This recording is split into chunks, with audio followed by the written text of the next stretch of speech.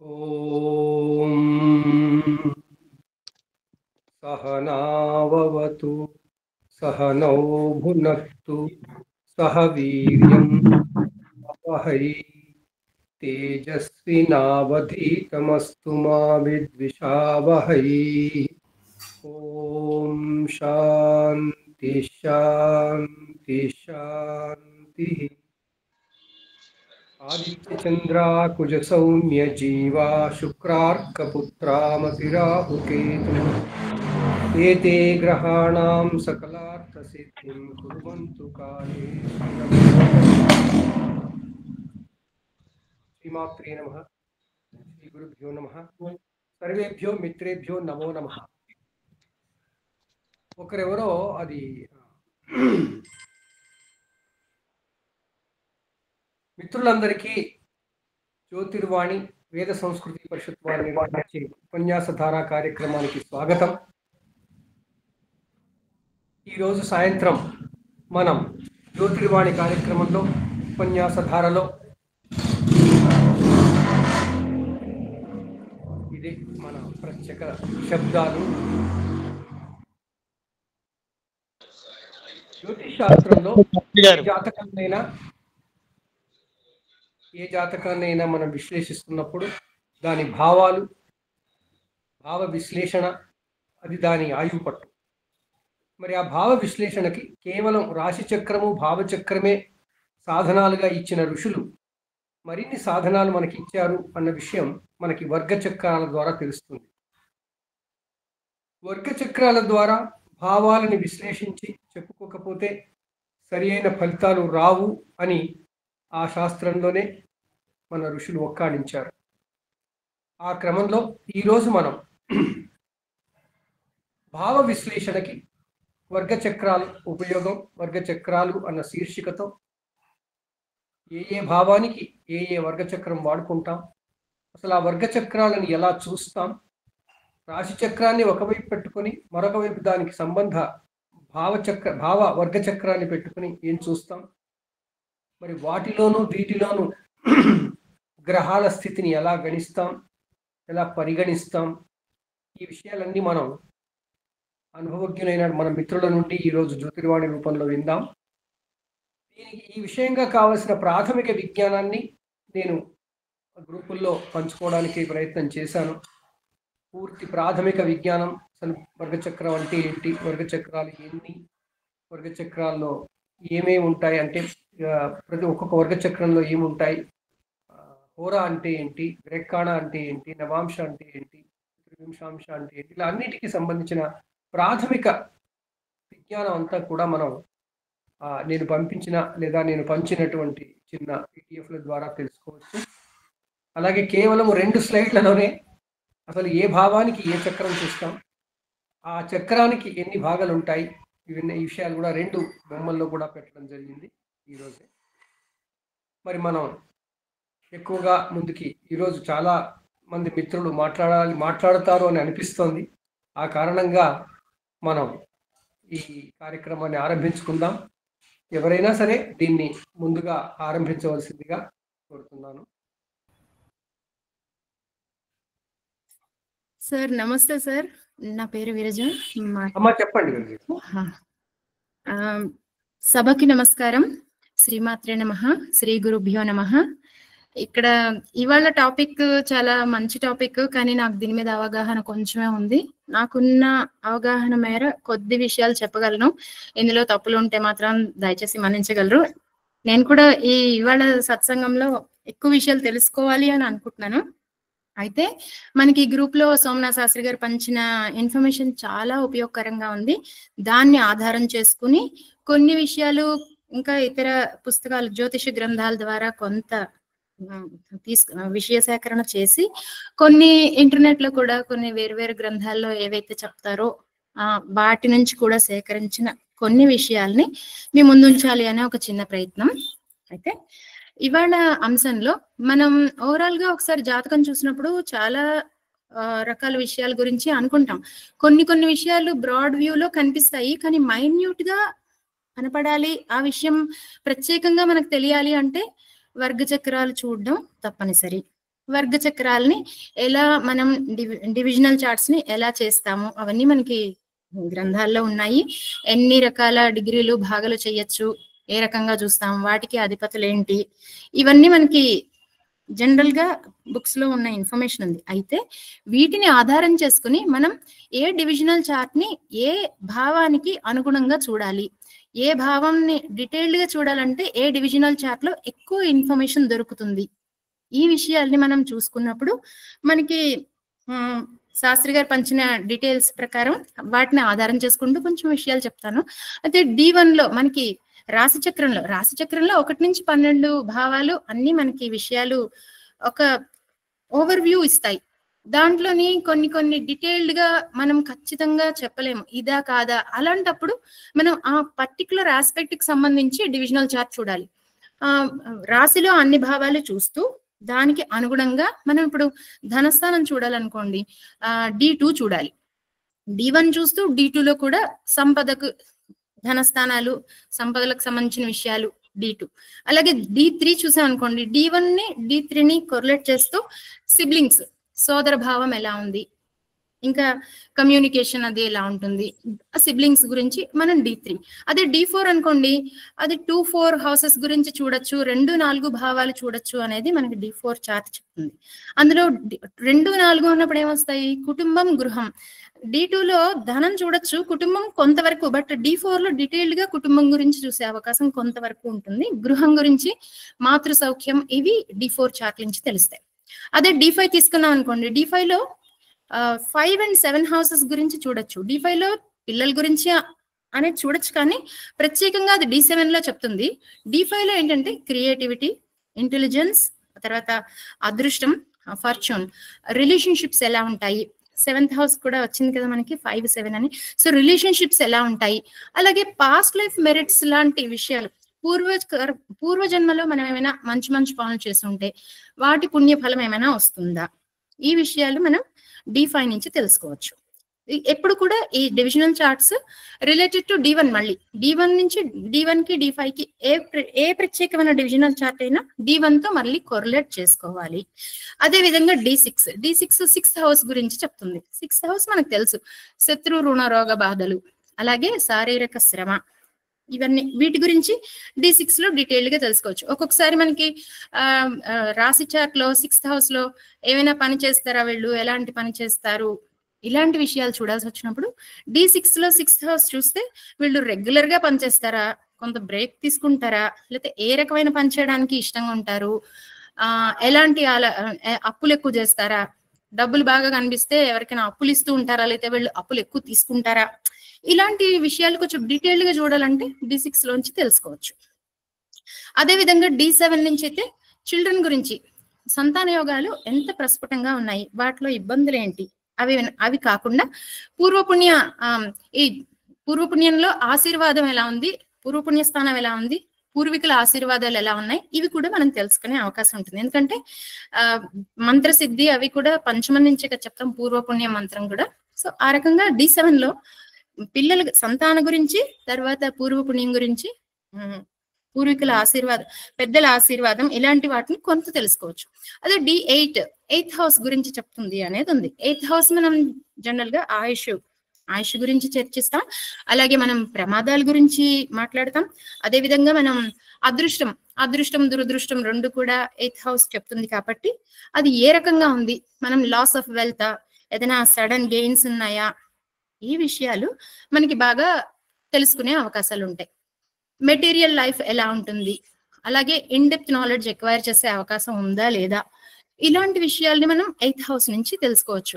8th house నుంచి overall గా తెలుసుకోవడం అయితే D1, డీటెయిల్డ్ గా తెలుసుకోవడం D8. ఆ చార్ట్ లో మనకు తెలిసింది. అదే D9 అంటే నవాంశ, మనకు తెలిసిందే. అది మళ్ళీ మొత్తం రాశి చార్ట్ లాగే, రాశి చార్ట్ స్థూల దృష్టి అయితే నవాంశ చార్ట్ సూక్ష్మ పరిశీలనకు ఉపయోగపడుతుంది. జనరల్ గా దీనికి ఇది రిప్లికా లాగా అనిపిస్తుంది, కానీ ఇది మైక్రోస్కోపిక్ లెవెల్లో కొంచెం డీటెయిల్స్ ఇస్తుంది నవాంశ. అదే కాకుండా మనకి నవాంశ స్పౌస్ విషయంలో కూడా చూస్తాము, పెళ్లి విషయంలో జీవిత భాగస్వామి గురించి చూస్తాము. అది కాకుండా మెయిన్ హారోస్కోప్ కి రిలేటెడ్ గా మనకి సూక్ష్మ పరిశీలనకి D9 ఉపయోగపడుతుంది. అదే విధంగా D10 మనకి 10th హౌస్ కర్మ, ఏం పని చేస్తాము, ఏ రకమైన రెస్పాన్సిబిలిటీస్ తీసుకుంటాం మనం, అదేవిధంగా అడ్మినిస్ట్రేషన్ ఎలా ఉంటుంది, అడ్మినిస్ట్రేషన్ చేసే క్యాపబిలిటీ ఉందా లేదా, ఇలాంటివి మనం కొన్ని తెలుసుకోవచ్చు. ఆంటర్ప్రెన్యూర్షిప్ ఎలా ఉంటుంది, బిజినెస్ ఏ రకంగా చేయగలుగుతాడు, అంటే ఇవి మళ్ళీ 7th 6th వాటితో కొరిలేట్ చేయాలి. కానీ 10th హౌస్ లో డీటెయిల్డ్ గా చూసినప్పుడు మాకు బిజినెస్ చేసేది బాగుందా లేదా అంటే రాశి చార్ట్ నుంచి కొంత చూసినా D10 నుంచి ఎక్కువగా చూస్తే కొంచెం క్లారిటీ మనకు తెలుస్తుంది. కెరీర్ ఎలా ఉంది, ఆ ప్రొఫెషన్ లో వాళ్ళకి ప్రోగ్రెస్ బాగుందా లేదా, బిజినెస్ ఆంటర్ప్రెన్యూర్షిప్ ఇవన్నీ కూడా మనం చూడొచ్చు D10. అదే విధంగా D11 లో లాభస్థానం అంటాం మనం.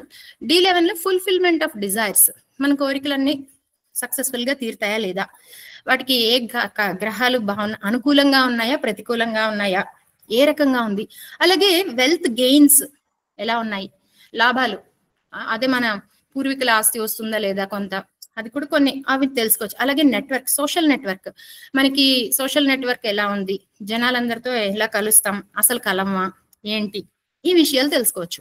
అండ్ మోర్ మనకి 10th హౌస్ కర్మస్థానం అనుకున్నాం కదా, దాని నుంచి 11th హౌస్ కర్మ ఫలం, మనం ఎంత పొందుతామో ఏ రకంగా పొందుతామో ఇది D11 నుంచి తెలుసుకోవచ్చు.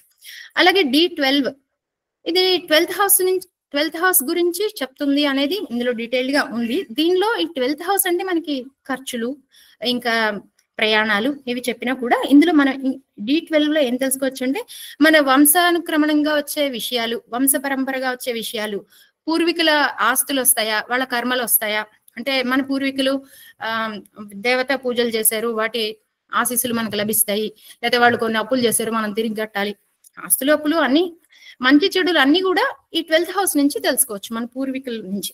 అలాగే వంశానుగత రోగాలు అలాంటివి కూడా D12 నుంచి.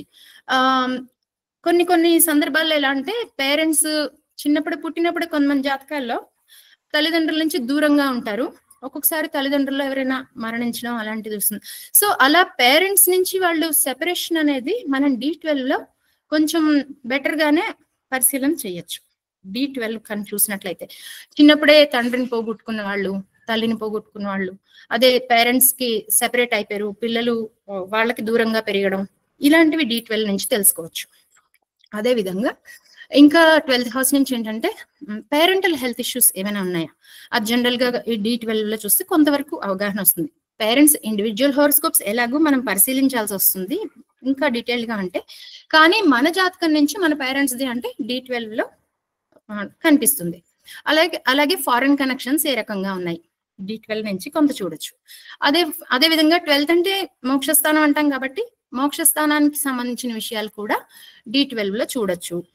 నెక్స్ట్ D16 అనేది ఇది జనరల్ గా కన్వేయన్స్ వెహికల్స్, ఏ రకమైన వాహనాలకి మనకు వాహన యోగం ఉందా లేదా, ఏ రకాలైన వాహనాలు కొంటాం, ఒకవేళ వాటిలో కంఫర్ట్స్ మనం కొనేది మనం తిరుగుతామా తిరగమా, లేకపోతే పక్క వాళ్ళది గవర్నమెంట్ తిరుగుతామా, ఎలాంటి యోగాలు ఉన్నాయి, సుఖాలు ఉన్నాయా, లైఫ్ లో లగ్జరీ ఉందా లేదా, ఈ విషయాలు తెలుసుకోవచ్చు. అలాగే మదర్ గురించి తెలుసుకోవచ్చు, ఫ్యామిలీ హ్యాపీనెస్ అనేది D16 లో తెలుసుకోవచ్చు.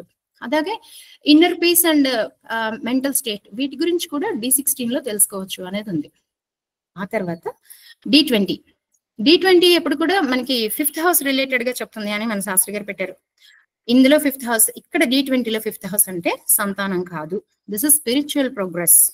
సో స్పిరిచువల్ ప్రోగ్రెస్, మంత్ర సిద్ధి, పూర్వ పుణ్యం, అలాగే గురుస్ బ్లెస్సింగ్స్, గురువుల ఆశీర్వాదం, అలాగే భక్తికి సంబంధించింది.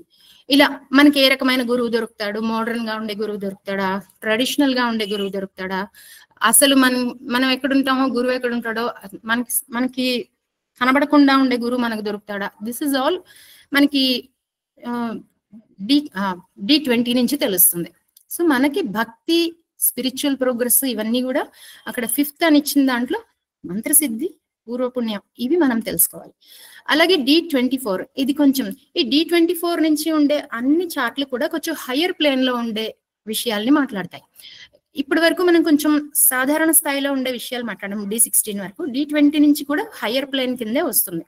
సో D24 9th హౌస్ గురించి అన్నారు. మళ్ళీ ఇక్కడ కూడా ఆధ్యాత్మిక జ్ఞానం, అలాగే హైయర్ ఎడ్యుకేషన్, ఎప్పటికప్పుడు అడ్వాన్స్ లెర్నింగ్ ఉంటుంది, అడ్వాన్స్ లెర్నింగ్ మన శాస్త్రి గారు బహుశా నాకు తెలియదు కానీ మన శాస్త్రి గారికి ఇదేదో ఉండుండొచ్చు, ఎప్పటికప్పుడు అడాప్ట్ అవుతూ ఉంటారు, లేటెస్ట్ గా కుర్రాళ్ళ కన్నా స్పీడ్ గా అడాప్ట్ అవుతారు అనిపిస్తుంది. So hats up to him. But ఇది అడ్వాన్స్డ్ లెర్నింగ్, ఇది ఇలాంటి క్యాపబిలిటీస్ ఉంటాయి.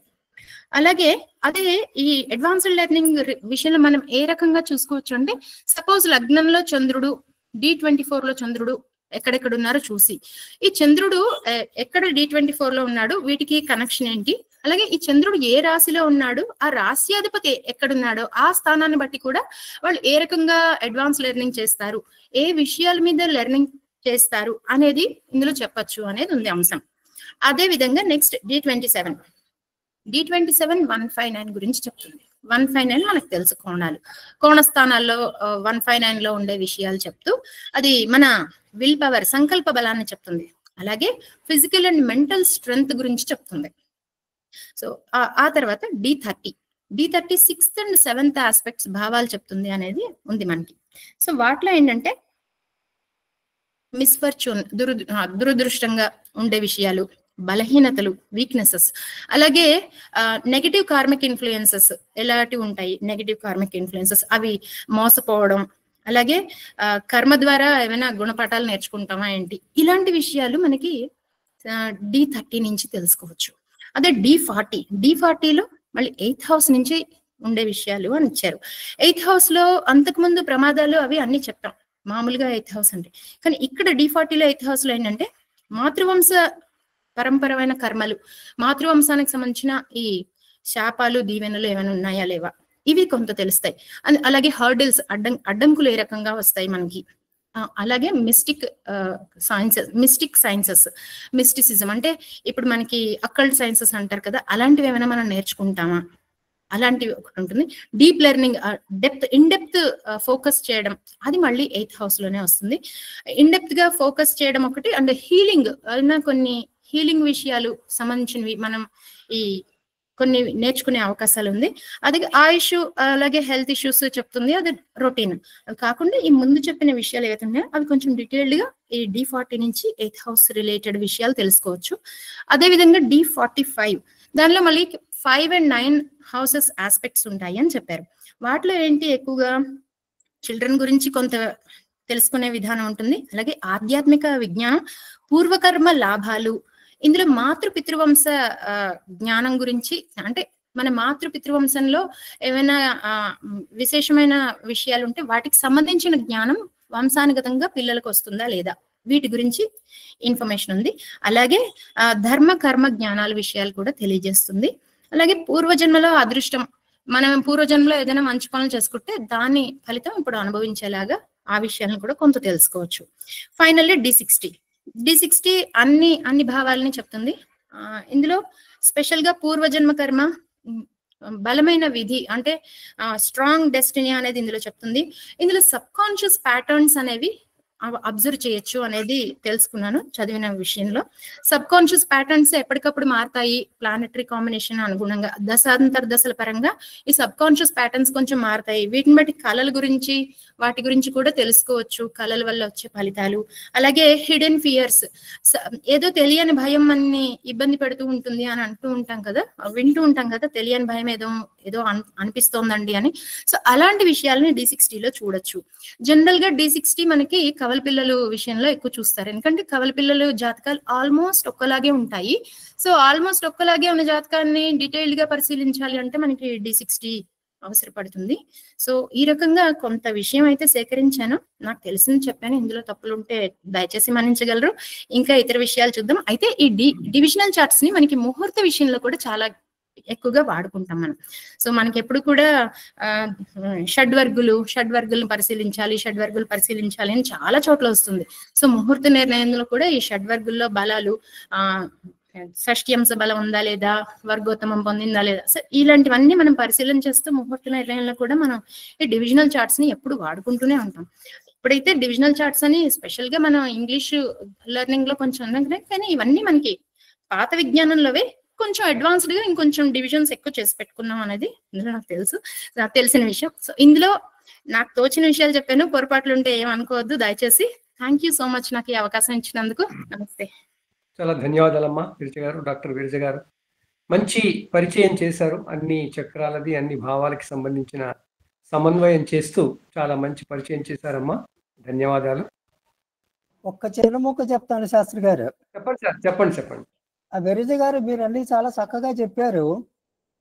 D60 కవలల కోసం చూస్తారు అన్నారు, కానీ అది ఎందుకో కారణం మీరు చెప్పలేదు.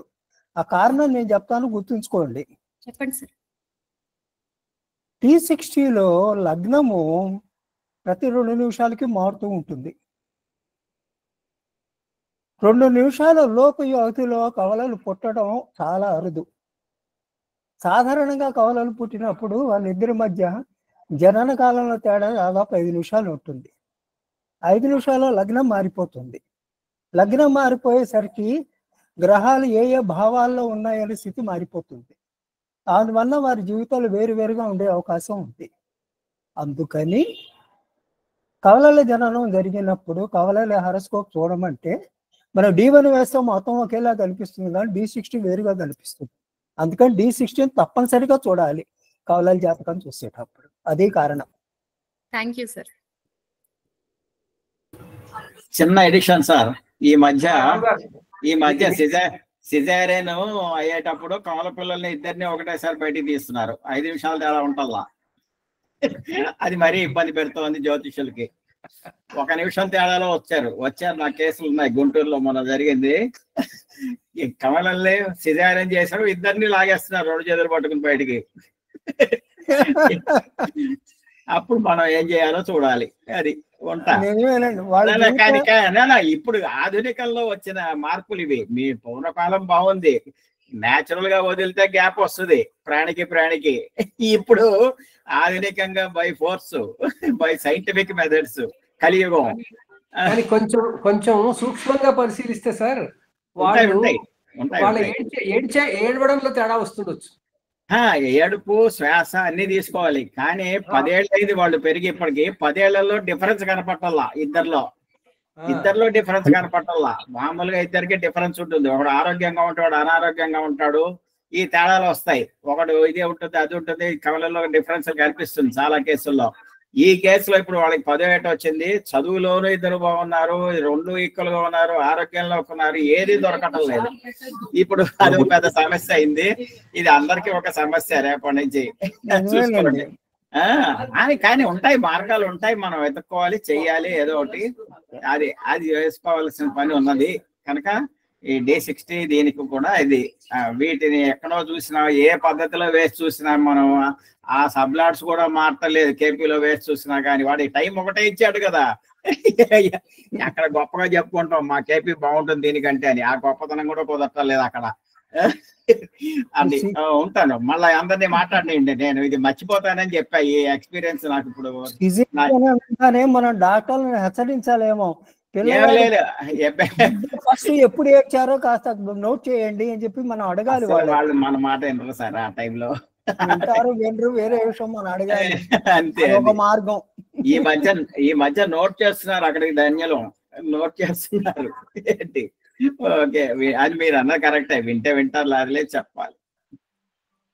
నమస్కారం అండి. Hello, good evening sir. చెప్పండి సుగుణాకర్ గారా? సార్ ఇప్పుడు చెప్పండి. ఇప్పుడు దినకర్ గారు మాట్లాడుతున్నారు. సార్ ఇప్పుడు D60 గురించి వచ్చింది కాబట్టి, యాక్చువల్లీ నేను ట్విన్స్ సార్. 2001లో పుట్టాము. నేను మా బ్రదర్ యాక్చువల్గా 4 minutes గ్యాప్ లో పుట్టాము అనమాట. బట్ అన్ఐడెంటికల్ ట్విన్స్, ఐడెంటికల్ గా ఉండం. కానీ D60 ద్వారా అయితే చాలా వరకు 90% క్లూస్ దొరికినాయి సార్. మెయిన్ ఎక్కడ దొరికినాయి అంటే ఫిజికల్ ట్రేట్స్ లో దొరికినాయి. And based on mind set ద్వారా పక్కా తెలిసినాయి అనమాట. అందుకని ఇది చాలా కరెక్ట్ అని అర్థమవుతుంది. అండ్ నా ఆస్పెక్ట్ లోనే ప్రాక్టికల్ గా చాలా తెలిసింది అనమాట. D60 అనేది ఎగ్జాక్ట్ పర్ఫెక్ట్ ట్విన్స్ కి కన్ఫర్మ్ గా డామ్ షూర్ గా చూడొచ్చు అని ఇది ఒక ప్రాక్టికల్ నేచర్ అనమాట. Thank you sir. Right, thank you అండి. నమస్కారం అండి. ట్రిపులెట్స్ పుట్టినప్పుడు ఎలా చూస్తారండి? అంతే అదే పద్ధతి అమ్మా, ఇంకో పద్ధతి లేదు. టైం ఏమిటి అనేది తీసుకోవటం, D60 చూడడం. ముగ్గురికి వేరు లగ్నాలు ఉన్నాయా? ఇద్దరికైనా ఒకే లగ్నం పడిందా? ఇప్పుడు సిజేరియన్ అయితే సమస్య వస్తుందో ఒకేసారి పీకుతున్నారన్న డాక్టర్లను మనం రిక్వెస్ట్ చేయాలి. బాబు బిడ్డ ఎప్పుడు ఏడ్చారో ఆ టైం కాస్త నోట్ చేయండి అని. నిజానికి బిడ్డ ఏడవటం అనేది ఒక మొట్టమొదటి సూచన ఆ శరీరంలో ఆత్మ ప్రవేశించిందని. ఈ విషయంలో రకరకాల అభిప్రాయాలు ఉన్నాయి, కాసేపు పక్కన పెడదాం. బిడ్డ ఎప్పుడు ఏడ్చింది అనేది మనం నోట్ చేయమని చెప్పి మన డాక్టర్లను అడగాలి. వాడు నోట్ చేసి మనకి ఇస్తే అది మన అదృష్టం, దాని ప్రకారం మన చక్రం వేసి చూడొచ్చు. ఇద్దరు పుట్టినవ్వండి, ముగ్గురు కానివ్వండి, నలుగురు కానివ్వండి, ఎవరికైనా ఇదే పద్ధతి, ఇంకో పద్ధతి లేదు. అంటే ఈ ట్విన్స్ అందరూ కూడా ఐవీఎఫ్ ద్వారానే పుడుతున్నారు కదండి ఇప్పుడైతే. అదేనమ్మా, అందుకే చెప్పాను ఇది ఒక పద్ధతి. మన డాక్టర్ని రిక్వెస్ట్ చేయడమే, మనకు ఇంకో పద్ధతి లేదు. థ్యాంక్ యూ, నమస్కారం. సార్ శాస్త్రి గారు నమస్కారం, సభకు నమస్కారం. చెప్పండి సుగుణాకర్ గారు. శాస్త్రి గారు అన్ని క్వశ్చన్స్ అన్ని చాలా చక్కగా చెప్పండి. చెప్తున్నాను వినపడుతున్నా సార్. చక్కని శాస్త్రి గారు ఎంచుకున్న క్వశ్చన్స్ అన్ని కొంచెం క్రిటికల్ క్వశ్చన్స్ ఎన్నుకుంటున్నారు. అసలు భావ చక్రాలు, ఈ చక్రాలు పూర్వకాలం ఉందా? ఇప్పుడంటే నేషనల్ కంప్యూటర్ యుగం వచ్చింది, సాఫ్ట్వేర్ వచ్చింది.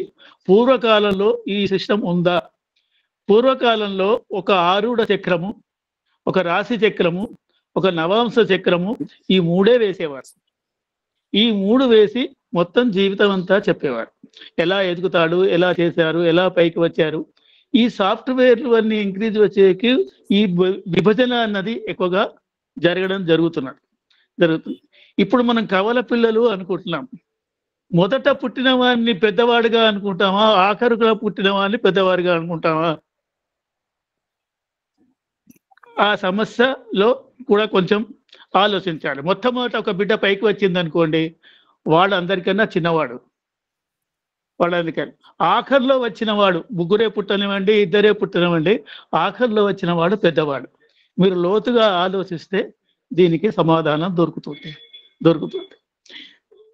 అందువలన ఇలాంటి కవల పిల్లల జాతకాలు కానీ, ఇప్పుడు వీరజ గారు చాలా చక్కగా అన్ని భావాల గురించి చెప్పారు. కానీ మెయిన్గా భావచక్రం గురించి మాట్లాడలేదు. మన క్వశ్చన్లో భావచక్రం గురించి ఉంది. భావచక్రాన్ని చాలా మంది ఇప్పుడు వాడడం లేదు. భావచక్రం వేయడమే కష్టంగా ఉంటుంది ప్రస్తుతానికి. ఎందుకంటే లగ్నం దగ్గర నుంచి మొదలు పెట్టుకుంటే ఆ మధ్యలో ఉన్న గ్రహాలు ఇంకో దాంట్లో వేయడం, అక్కడి నుంచి అలా వేయడం, ఆ విధంగా మనకు ఇబ్బందికరంగా కొన్ని కలుగుతున్న మూలాన ఆ భావచక్రాన్ని ఇన్ని 60 చక్రాలు ఉన్నప్పుడు, షష్టాంశ వరకు ఉన్నప్పుడు ఈ భావంతో ఏం పని మనకు అన్న భావనలో చాలా మందికి కొంత సంసిగ్ధంగా ఉండిపోయింది. అసలు భావచక్రం ఎందుకు వాడాలి, భావచక్రం యొక్క ఉపయోగం ఏమిటి అంటే, భావచక్రం అంటే ఆ కాలంలో ఈ D60లు, D5లు, ఇప్పుడు D125 కూడా ఉంది. D125 మీరు ఎప్పుడన్నా విన్నారు? పివివి నరసింహారావు గారు D125 కూడా వేశారు. పివి నరసింహారావు మన ఆయన ఒక ఆస్ట్రాలజర్, ఆయన జగన్నాథ హోరాలో ఎక్కువ కనిపెట్టారు ఆయన. వారు D125 వేశారు, D250 కూడా వేశాడు ఆయన, D250 కూడా వేశాడు. అంటే ఇది లోతుగా పోయి వారి యొక్క ముఖ్యంగా లోతుగా ఈ చలనం ఏం జరుగుతుంది, ఈ చలనం ఏం జరుగుతుంది అని తెలుసుకోవటానికి ఎక్కువగా ఉపయోగపడతాయి. కానీ రియల్ లైఫ్ను మనము ఆలోచిస్తే మాత్రం ఇవి తీసుకోవడం చాలా తక్కువగా జరుగుతుంది. ఒరిజినల్గా మన దగ్గరికి ఒక క్యాండిడేట్ వచ్చాడనుకోండి, ఆ క్యాండిడేట్కు మనం ఈ D60లు ఇన్ని వేసుకుంటూ ఉండం. నా ఉద్దేశంలో ఏంటంటే ముందుగా ఆయుధాయం కట్టాలి ఎవరికైనా, కానీ మనం ఆయుధానికి ప్రిఫరెన్స్ ఇవ్వట్లేదు ఎక్కువగా.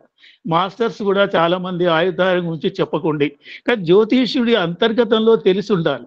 ఆ అంతర్గతంలో తెలిసి ఉంటే ఇతని భావం ఇంతకాలం ఇతను ఉండగలడని భావం అంతర్గతంగా పెట్టుకొని ఆ మిగతా విషయాలు చెప్తే ఎక్కువగా మనకు ఉపయోగంలోకి వస్తూ ఉంటుంటాయి. కావున మంచి విషయాలు చెప్పారు, కాదనడం లేదు. కానీ ఆ అవసరాన్ని బట్టి, ఆ యొక్క యోగ్యతను బట్టి, అప్పుడున్న టైమును బట్టి ఇవి ఉపయోగించుకుంటే బాగుంటుందని నా అభిప్రాయం. ధన్యవాదాలు సుగుణాకర్ గారు. ఈ విషయంలో ఒక విషయం నేను చెప్పదలుచుకున్నాను. ఈ వర్గ చక్రాలు ఇంతకుముందు లేవు, పూర్వకాలం లేవు అనుకునేది మన భ్రమ. అవి పరాశరుడే చెప్పాడు, నెంబర్ 1. నెంబర్ 2 ఏంటంటే మనకి మహాసంకల్పం తర్వాత చూర్ణిక పెళ్లి మంత్రాలలో ఈ వర్గ చక్రాల మాటలు ఉంటాయి దాంట్లో. అవన్నీ చాలా పాతవే కదా. అందువల్ల అంశచక్రాలు ఉన్నాయి, లేవని కాదు, కానీ మనం వాడుకోవడం తక్కువ. వాడుకోవడం తక్కువ. చక్రాలు మొదటి నుంచి ఉన్నాయి, అన్ని ఉన్నాయి. ఆయన పరాశరుడు చెప్పిన చక్రాలుగా కొత్తగా ఎవరు చెప్పినవి కావు కదా. ఇప్పుడు ఈ పరాశరుడి వాటి వాడు కాదు కదా, పరాశరుడి వాటి వాడు కాదు. అందువల్ల అవి ఉన్నాయి, కాకపోతే వాటి ఉపయోగం మనకి ఈ రోజు వీలవుతుంది. అది మనం వీలవుతుంది. ధన్యవాదాలు. మంచి పాయింట్ లేవదీశారు భావచక్రం గురించి. భావాలు చెప్పండి ఎప్పుడూ ఉన్నాయి, భావచక్రం గురించి ఉంది, కానీ వాటిని మనం తీసుకోవడంలో ఈ మధ్య కాలంలో మనం తీసుకోవడంలో తగ్గుతుంది. భావచక్రాలు ఎక్కువగా వాడతారు. కానీ జ్యోతిష్కులు సాధారణంగా ఏ భావంలో ఏ గ్రహం ఉందనేది కూడా చూస్తూ ఉంటారు. ఇప్పుడు వారు అన్నట్టు D125 కూడా మనం యూజ్ చేయట్లేదు, D250 యూజ్ చేయట్లేదు. అంటే ఇంకా దాన్ని చిన్నవే వాడుకోవట్లేదు కదా, అందువల్ల చిన్నవే పెద్దదాని గురించి కరెక్ట్. నేను కాస్త ఇదవుతా. ఇప్పుడు చెప్పండి సార్, చెప్పండి. ఇక్కడ ఎవరైనా D125 ఎవరైనా D150 వేశారంటే వేసుకో. ఇప్పుడు అదేం పెద్ద విషయం ఏం కాదు. ఇప్పుడు ఆయన దాంతో ఏదైనా పాయింట్ ఇవ్వగలిగితే అది చాలా గొప్ప విషయం, ఎడిషనల్ ఇన్ఫర్మేషన్లు ఇదంతా ఓకే. ఇప్పుడు భావచక్రాలు ఇది వరకు మా నాన్నగారు 16 చక్రాలు వేసింది 1930లోనే నాకు తెలుసు. సో లేదని కాదు, అది మనకు తెలియదు, వేసినట్టు మనకు తెలియకపోవడం వేయలేదని కాదు ఒకటి.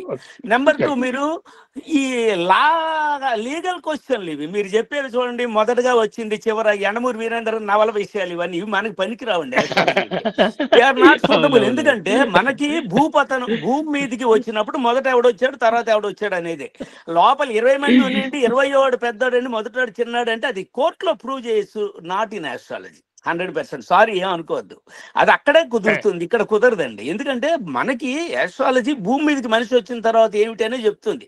ఏమంటే కావాలంటే మీరు ఆధాన లగ్నం కానీ వర్కౌట్ చేయగలిగితే అవి వేసుకొని అవి చేయండి. నెంబర్ 3 ఏంటంటే భావచక్రం అని అన్నారు, చాలా మంది అండం వింటున్నాను. ఎవరు ఏం చేస్తారంటే మీరేమైనా భావచక్రం గురించి ఏదైనా 4 పాయింట్లు చెప్తే ఇలా చేస్తారు అని మాలాంటి వాళ్ళందరూ నేర్చుకోగలుగుతాం.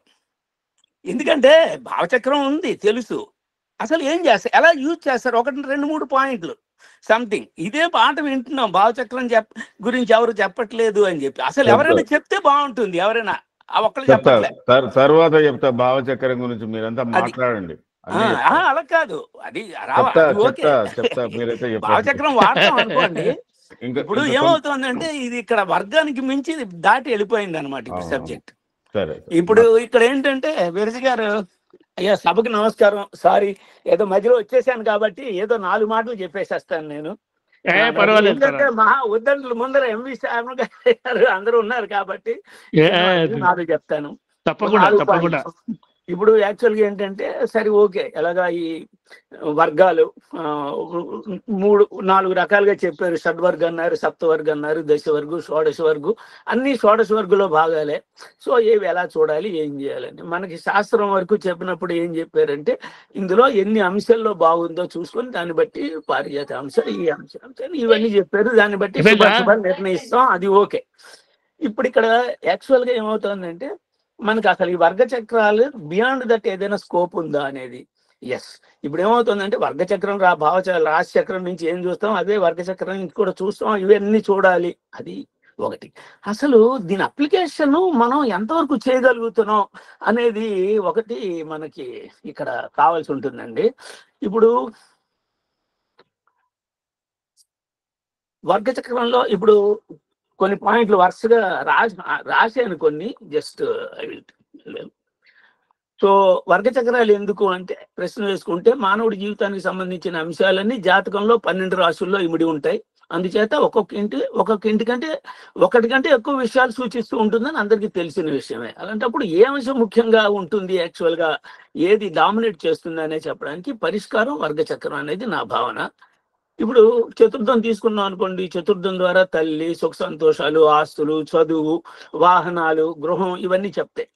ఇందులో తల్లి సుఖ సంతోషాలు తీసుకుంటే దానికి చంద్రుడు కారకుడు, చదువుకి బుధుడు, వాహనానికి శుక్రుడు, ఆస్తులు ప్రాపర్టీస్ కి కుజుడు, ఇలా గ్రహాల మధ్య విభజించారు. సో ఇది కాంప్లికేట్ అయిపోతుంది రాశిచక్రం చూసి ఏ విషయం డామినేట్ చేస్తోంది అన్నది. అందువల్ల ఏంటంటే మనకి వర్గచక్రం వేసుకుంటే ఇది ఈజీగా అందులోంచి మనం చెప్పుకోవడానికి ఇది వస్తుంది. సో ఏ వర్గచక్రం ఏం చూడాలనేది వీరజి గారు డీటెయిల్గా చెప్పారు కాబట్టి మనం దానికి వెళ్ళక్కర్లేదు. అయితే ఇక్కడ మనం ఏంటంటే స్వ ఉచ్చ మూల త్రికోణ మిత్ర రాశుల్లో గ్రహాలు ఉంటే చాలా బలవత్తరంగా ఉంటాయి అనేది ఒక అబ్జర్వేషన్. వర్గచక్రాల్లో కూడా అదే విధంగా చూడాలి. అలాగే కేంద్ర కోణాల్లో ఉన్న కేంద్ర కోణాల అధిపతులతో కలిసి ఉన్న గ్రహాలు లేదా సహజ శుభులతో ఆధిపత్య శుభులతో కలిసిన గ్రహాలు వీళ్ళకి సంబంధించి కానీ ఉంటే వాళ్ళు కూడా మంచి ఫలితాలు ఇస్తాయి వర్గచక్రాల్లో. That is second point. Next వస్తే వర్గచక్రంలో లగ్నాధిపతిని మనం మామూలుగా వర్గేసుడు అంటూ అది వర్గ లగ్నాధిపతి. సో ఈ లగ్నం వచ్చేసి వ్యక్తి యొక్క మూల స్వభావం, భౌతిక స్థితి, శారీరక స్థితి, ఆకారం, రూపరేఖ, లావణ్యాలు, బలాలు, బలహీనతలు వీటిని చెప్తుంది. వర్గకారకుడు యాక్చువల్గా మనకి వర్గ కారకుడు కూడా చాలా ముఖ్యమే మనకి. అలాగే లగ్నేశుడు, వర్గేశుడు, కారకుడు ముగ్గురు కూడా వర్గ కుండలిలో మంచి స్థితిలో ఉంచి మంచి ఫలితాలు వస్తాయి. ఆ వర్గ చక్రానికి సంబంధించిన అనేది ఒక భావన. సపోజ్ ఉదాహరణకి కన్యా లగ్నం తీసుకున్నాం, సప్తమాంశ చక్రం తీసుకున్నాం. సపోజ్ మిథునం అయింది సప్తమాంశ. ఇక్కడ కారకుడు గురువు, బుధుడు అక్కడ మిథునానికి అధిపతి. సో ఇప్పుడు బుధుడు గురువు వాళ్ళు కానీ D7లో మంచి పొజిషన్లో ఉంటే పిల్లల ద్వారా సౌఖ్యం, పేరు, ప్రఖ్యాతులు వస్తాయి. ఒకవేళ అక్కడ వాళ్ళు కానీ దుస్థానాలలో ఉన్న బ్యాడ్గా ఒకవేళ ఎఫ్లిక్ట్ అయినా సరే కాస్త ఇబ్బందులు కలుగుతూ ఉంటాయి. ఇవి నేను కనీసం 10-15 హారోస్కోప్లో చూసాను. I'm having dum. సో ఇప్పుడు యాక్చువల్గా ఇదే మిథున అంశ D7 అయిన వ్యక్తికి బుధుడు గురువు ఇద్దరు వృశ్చికంలో పడిపోయారు. అక్కడ రాహు వేరే ఉన్నాడు. సో చాలా ఇబ్బందులు పడ్డాడు. నాకు తెలిసి ఎందుకు ఇన్ని ఇబ్బందులు పడుతున్నాడు, లగ్న చార్ట్ లో చూపించట్లేదు కదా అని అక్కడ చూస్తే లాట్ ఆఫ్ ప్రాబ్లమ్స్, బికాజ్ అక్కడ శాస్త్రంలో పడిపోయారు ఆ ముగ్గురు కూడా. సో అది చాలా ఇంపార్టెంట్ అక్కడ. అలాగే వర్గచక్రం పరిశీలించేటప్పుడు 1, 4, 5, 7, 9, 10, 11 ఈ స్థానాల్లో ఉండే గ్రహాలు శుభాలు ఇస్తాయి. ద్వితీయంలో ఉన్న గ్రహాలు ఆర్థికంగా ఫలాలను ఇస్తుంది, కానీ కొంచెం కుటుంబంలో ఇబ్బందులు కలుగు చేసే అవకాశం ఉంటుంది అనేది ఒక అబ్జర్వేషన్. అలాగే దిగ్బలం కలిగిన గ్రహాలు వర్గచక్రంలో కూడా దిగ్బలం కలిగి ఉంటే మరింత మంచి ఫలితాలు ఇస్తూ ఉంటాయి. 3, 6, 8, 12లో ఉన్న వర్గచక్రంలో ఆ అధిపతులతో సంబంధం కలిగిన ఆ వర్గచక్రానికి సంబంధించిన చెడు ఫలితాలు కలగడం కూడా అబ్జర్వ్ చేసాం కొన్ని చోట్ల. అలాగే వర్గచక్రంలో మంచి స్థానాలను పొందిన గ్రహాలు లగ్నంలో కానీ అశుభ స్థానాల్లో ఉన్నా కూడా ఫలితాలు బాగుంటున్నాయి. మనం ఆ నవాంశ విషయంలో కూడా చూస్తున్నాం. లగ్న చక్రంలో కొంచెం చెడిన వర్గచక్రంలో కానీ బాగుంటే ఫలితాలు డెఫినెట్గా బాగుంటున్నాయి. ఇది ఒకటి చూసాం. ఇలాగే దశలు కూడా, దశలు మహాదశలు అంతర్దశ విషయంలో లగ్న చక్రంలో చూసినట్టు చాలా బాగుంటుంది, కానీ మళ్ళీ అదే వర్గచక్రానికి వచ్చినప్పుడు బాగలేకపోతే ఆ దశ అంతగా యోగించడం లేదనే విషయం కూడా కొన్ని చోట్ల తెలిసింది. సో అలాగే ఇప్పుడు నేను అబ్జర్వ్ చేశాను, వచ్చిన 2 పాయింట్లు మీకు చెప్తాను. అమెరికాలో ఒక అమ్మాయి ఉంది. మామూలుగా లగ్న చార్ట్ చాలా బాగుంది. ఎంత బాగుందంటే ఇప్పుడు 10th హౌస్ చాలా బాగుంది. ఆ అమ్మాయి జాబ్ చేస్తూ ఉంది, మంచి ఉద్యోగానికి ఇంకా పెద్ద వాటికి ఇది మన వీటికి వెళ్తుంటే, ఇంటర్వ్యూస్కి వెళ్తుంటే లాస్ట్ వరకు రావడం అండి. ఆ లాస్ట్ లో ఒక 2, 3 ఉంటారు, అక్కడ కరెక్ట్ గా పోతుంది. ఈ 4-5 సార్లు ఇట్ హ్యాపెన్. అమ్మాయి చాలా డిజెక్ట్ అయిపోయింది. ఏంటి ప్రాబ్లం అంటే వాళ్ళ ఫాదర్ వచ్చినప్పుడు చూస్తే ఇదంతా బాగుంది, ఎక్కడ ఇబ్బంది ఉందని చెప్పి దశాంశలోకి వెళ్ళినప్పుడు ఆ జరుగుతున్న ఒక చిన్న పీరియడ్, ఒక 3 months పీరియడ్ అంతర్దేశానాథుడికి విదేశానాథుడికి షష్టాష్టకం. ఇక్కడ షష్టాష్టకం ఉండేటప్పటికి ఆ అమ్మాయికి ఇంటర్వ్యూలో ఇబ్బంది వచ్చేస్తుంది, రావట్లేదు. సో వెంటనే ఏం చేసామంటే నువ్వు ఇమ్మీడియట్గా ఇలాంటి వాటికి ఇంటర్వ్యూకి వెళ్ళడం మానేసి ఒక 3 నెలలు కూర్చో సైలెంట్గా, ఆ తర్వాత అటెండ్ వస్తుంది. ఎగ్జాక్ట్లీ యూ వోంట్ బిలీవ్, 3 నెలల తర్వాత మళ్ళీ వచ్చిన ఫస్ట్ ఇంటర్వ్యూలోనే ఇంతకు ముందు వచ్చిన వాటి అన్నిటికంటే మంచిది జాబ్ కొట్టేసి. సో ఈ అంశ చక్రాల్లో చూసినప్పుడు ఈ షష్టాష్టకాల ప్రభావం అక్కడెక్కడ ఉంటుందో ఇక్కడ కూడా చాలా ఇంపార్టెంట్. అలాగే ఇంకొక వ్యక్తి గవర్నమెంట్ లో చాలా హై పొజిషన్ లో ఉన్న వ్యక్తి, అతను వేరే చోటకి వేరే ఆపర్చునిటీస్ కి రావడానికి అతన్ని పిలిచి ఇదిగో నీకు ఇస్తున్నావు ఇవి అని చెప్పారు. ఇది ఏమవుతుందంటే అంత చెప్పారు, ఈయన ఓకే చేశారు, కానీ అక్కడికి వెళ్ళేటప్పటికి ఏమవుతుందంటే ఆర్డర్స్ రిలీజ్ కావట్లేదు. ఎందుకు కావట్లేదు అని చూస్తే కరెక్ట్ గా దశానాథుడికి అంతర్దశానాథుడికి దశాంశంలో షష్టాష్టకం ఉంది. ఇక్కడ బ్రహ్మాండంగా ఉంది, అద్భుతంగా ఉన్నాడు. దశానాథుడు అద్భుతంగా ఉన్నాడు, ఉచ్చులో ఉన్నాడు, చాలా బాగుంది, మంచిది, స్ట్రెంగ్త్ అన్ని రకాలుగా ఉన్నాయి, అన్ని బలాలు ఉన్నాయి. కానీ ఇక్కడ షష్టాష్టకం ఉండేటప్పుడు అతనికి డిలే అవడం మొదలెట్టింది. సో ఏదో దానికి రెమెడీస్ అవి చేసుకున్నారు. తర్వాత మిల్లిగా డిలే వచ్చి ఈ వాజ్ హ్యాపీ లెటర్. అంటే ఈ చక్రాల్లో కూడా మనం చూసినప్పుడు వీటిని కూడా అబ్జర్వ్ చేయాలి అనేది ఒక పాయింట్. తర్వాత హోరా లగ్నం గురించి 2 మాటలు చెప్పి ఆపేస్తున్నాను నేను. జనరల్గా ఏంటంటే మనం హోరా తీసుకునేటప్పుడు వెల్త్ ఆస్పెక్ట్లోనే చూస్తూ ఉంటాం ఎక్కువగా. తర్వాత ద్వితీయానికి సంబంధించినవి వాక్కు వీటి గురించి కూడా చూస్తాము. అది ఇక పెక్యులారిటీ ఏంటంటే మిగతా చక్రాలకి దీనికి తీసుకుంటే హోరాకి చాలా డిఫరెన్స్. ఈ హోరా లగ్నానికి వచ్చేటప్పటికి 2 లగ్నం, అటు చంద్రహోర ఇటు రవిహోర, 2 మొత్తం గ్రహాలన్నీ అక్కడో ఇక్కడో ఉంటాయి. అంచేత ఇది చాలా పెక్యులర్ గా ఉంటుంది అనమాట. ఇక్కడ ఏమవుతుందంటే మీకు రవి హోరా చక్రంలో రవిహోరలోనే ఉంటే ఆ వ్యక్తి లైఫ్ లో బాగా ప్రాస్పర్ అవుతాడండి. ఎన్ని కష్టాలు వచ్చినా ప్రాస్పర్ అవుతాడు చివరికి. చాలా జనరసిటీ ఉంటుంది మనిషి దగ్గర. తర్వాత చారిటీ మైండెడ్ గా ఉంటాడంటాడు, ఇతరులకి సహాయం చేయడం అదంతా. అదే చంద్రుడు ఓన్ హోరాలో ఉన్నప్పుడు ఏంటంటే చాలా సాఫ్ట్ స్వభావం, కానీ జిజ్ఞాస ఎక్కువ ఉంటుంది, సైలెంట్ గా అబ్జర్వ్ చేస్తూ ఉంటాడు అన్నిటిని, చాలా అలర్ట్ గా ఉంటాడు, మేనర్స్ మంచి మేనరిజం ఉంటుంది. అక్కడ సన్ హోరాలో ఉన్నవాడు కాస్త అగ్రెసివ్ గా ఉంటాడు మనిషి. ఇక్కడ ఏంటంటే మేనర్స్ చాలా మైల్డ్ మేనర్స్ గా ఉంటాయి, ఫ్రెండ్లీగా ఉంటాడు, కృతజ్ఞత భావం ఎక్కువ ఉంటుంది ఇతని దగ్గర. అలాగే ఈ హోరా చక్రం నుంచి జస్ట్ మనిషి అసలు ఎంత కాన్ఫిడెన్స్ ఎంత ఉంది ఆ మనిషికి, అసలు అంతఃకరణ ఎలాంటిది, ఎంతవరకు వాల్యూస్ పాటిస్తాడు అన్న విషయాలు కూడా మనం హోరా చక్రంలో మంచి బాగా బిహేవ్ చేసే వాళ్ళని చూసినప్పుడు ఈ విషయాలు. అంటే చెడు గ్రహాలు కూడా, ఇప్పుడు చెడు గ్రహాలు అక్కడ చేరేయి లేదు అంటే మీకు ఇన్ఫ్లుయెన్స్లు అతని తాలూకు బిహేవియర్ మారిపోతుంది. ఇలాంటివి కొన్ని ఉన్నాయి. తర్వాత మీకు ఇంకొక విషయం ఇక్కడ తెలుస్తుంది.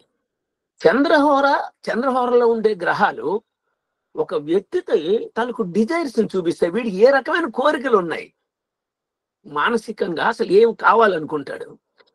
సూర్యహోరలో ఉండే గ్రహాలు ఆ డిజైర్స్ ని ఎంతవరకు ఫుల్ఫిల్ చేసుకోగలుగుతాడు, దానికి కావాల్సిన స్కిల్స్ ని ఎంతవరకు ఎక్వైర్ చేసుకోగలుగుతాడు. ఇలాంటివన్నీ కూడా వీటి శక్తియుక్తులు ఇవన్నీ కూడా మనకి రవిహోరలో ద్వారా తెలుస్తున్నాయి. ఇవి కొన్ని భావనలు.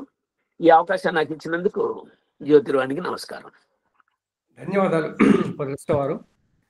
అందరూ చెప్తున్నారు, కొన్ని ఒక చిన్న డౌట్ ఉంది, అది దయచేసి అందరూ గమనించి చెప్పండి.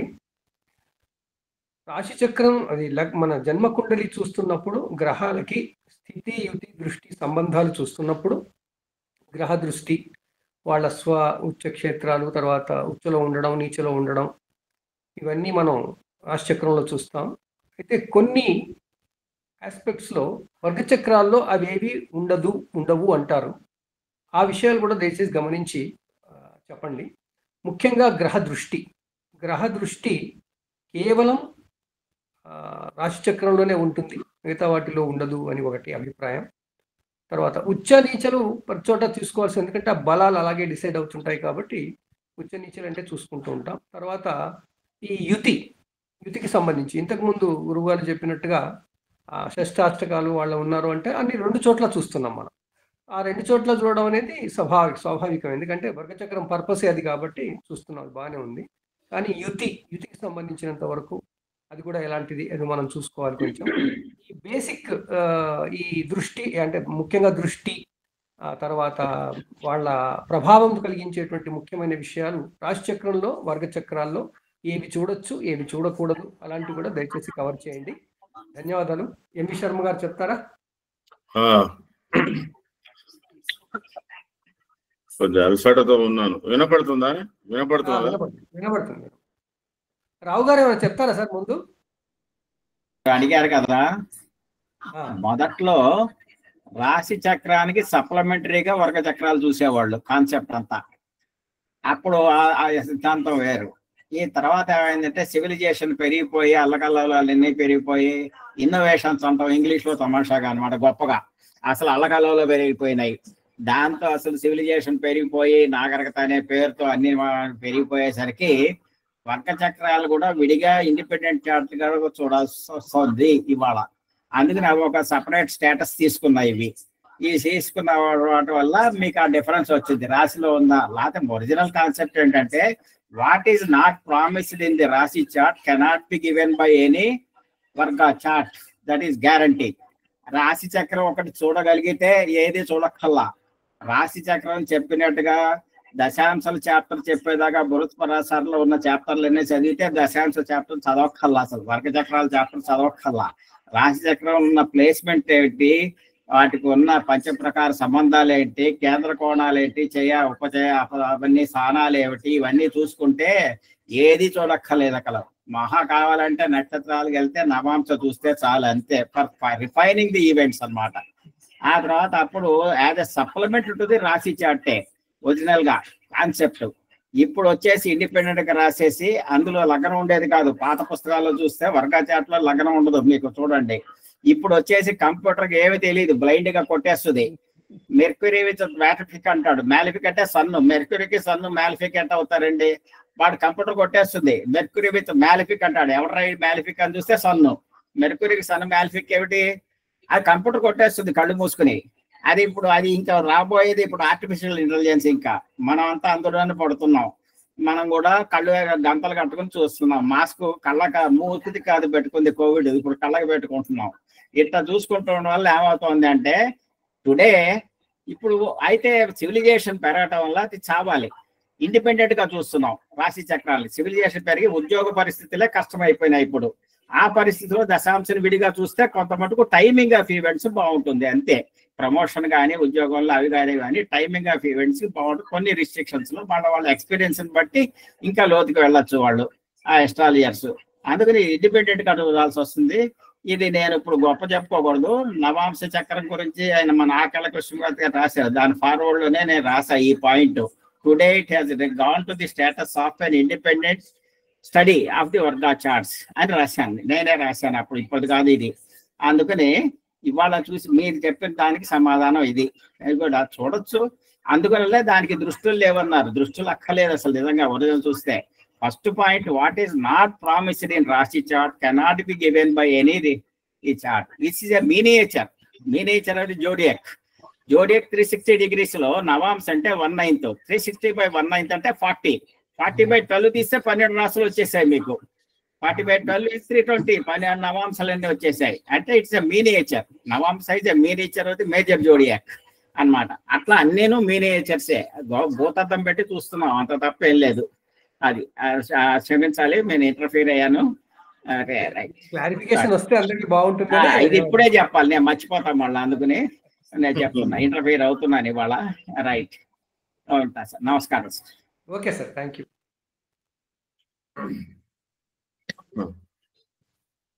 ఇప్పుడు సంభాషణ చాలా చతురంగా నడుస్తున్నది. భావచక్ర విశ్లేషణకు వర్గ చక్రాలు ఎంతవరకు ఉపయోగపడతాయి, లేదా వాటిని ఎంతవరకు ఉపయోగించుకోవాలనే ఇతివృత్తంతో కూడినది ఇవాళటి చర్చ. సహజంగా మనకున్నటువంటి 12 భావాలకు షోడశ వర్గులు, అది D30 కానీ దానికి ఎన్ని పేర్లు పెట్టుకున్నా కూడా అన్ని చక్రాలు షోడశ వర్గులకు సంబంధించిందై ఉన్నాయి. అందులో చాలా మటుకు అక్షవేదాంశ, షష్టాంశ అనే పేర్లు అవి. ఆ పేర్లు మనం తెలుగులో చెప్పలేక వాడికి ఒకటేసారి D1 నుంచి D60 వరకు తీసుకొని పోయినాం. అది వరకు కన్ఫ్యూజన్ అయ్యి జ్యోతిషుని మేధస్సు వేడెక్కిపోతుంది. వాటిని అవన్నీ దృష్టిలో పెట్టుకొని చెప్పాలి, చెయ్యాలంటే. అందుకే దాన్ని సంక్షిప్తంగా తీసుకోవడం మంచిది. 12 భావాలకు 16 వర్గ చక్రాలకు సంబంధించిన దాంట్లోనే విశ్లేషణ అంతా కూడుతున్నది. ద్వాదశాంశ అనండి, షోడశాంశ అంటే 12 భావాలకు దాటిపోయి 12 భావాలకు సంబంధించిన విషయం షోడశాంశంలో వస్తుంది. అంటే ఆ రాశి లగ్నాన్ని ఆ విధంగా విభజన చేసి మనం చెప్పుకున్నాం వాటి పేర్లు. మొత్తం కలిపి షోడశాంశాలు 16 వర్గాలు. దశ వర్గు, షోడశ వర్గు అంటారు, షోడశ వర్గాలు. అయితే వాస్తవంగా వెరీ పెక్యులరైజ్ ప్రెడిక్షన్స్ ఇవ్వడానికి వాటిని అప్పుడప్పుడు చూడవలసిన అవసరం కలుగుతుంది. కానీ ప్రతి విషయానికి, ప్రతి జాతకానికి షోడశ వర్గులను చూడలేకపోవచ్చు. చూసిన ప్రయోజనం పెద్దగా ఏం లేదు. ఒకటి మనకు స్ఫురించని అంశం ఏదైనా ఉంటే, ఇప్పుడు సపోజ్ ఒకటికి 4 అన్నదమ్ములు ఉన్నారు, 3వ వాడి ఆరోగ్యం పూర్తిగా క్షీణించింది.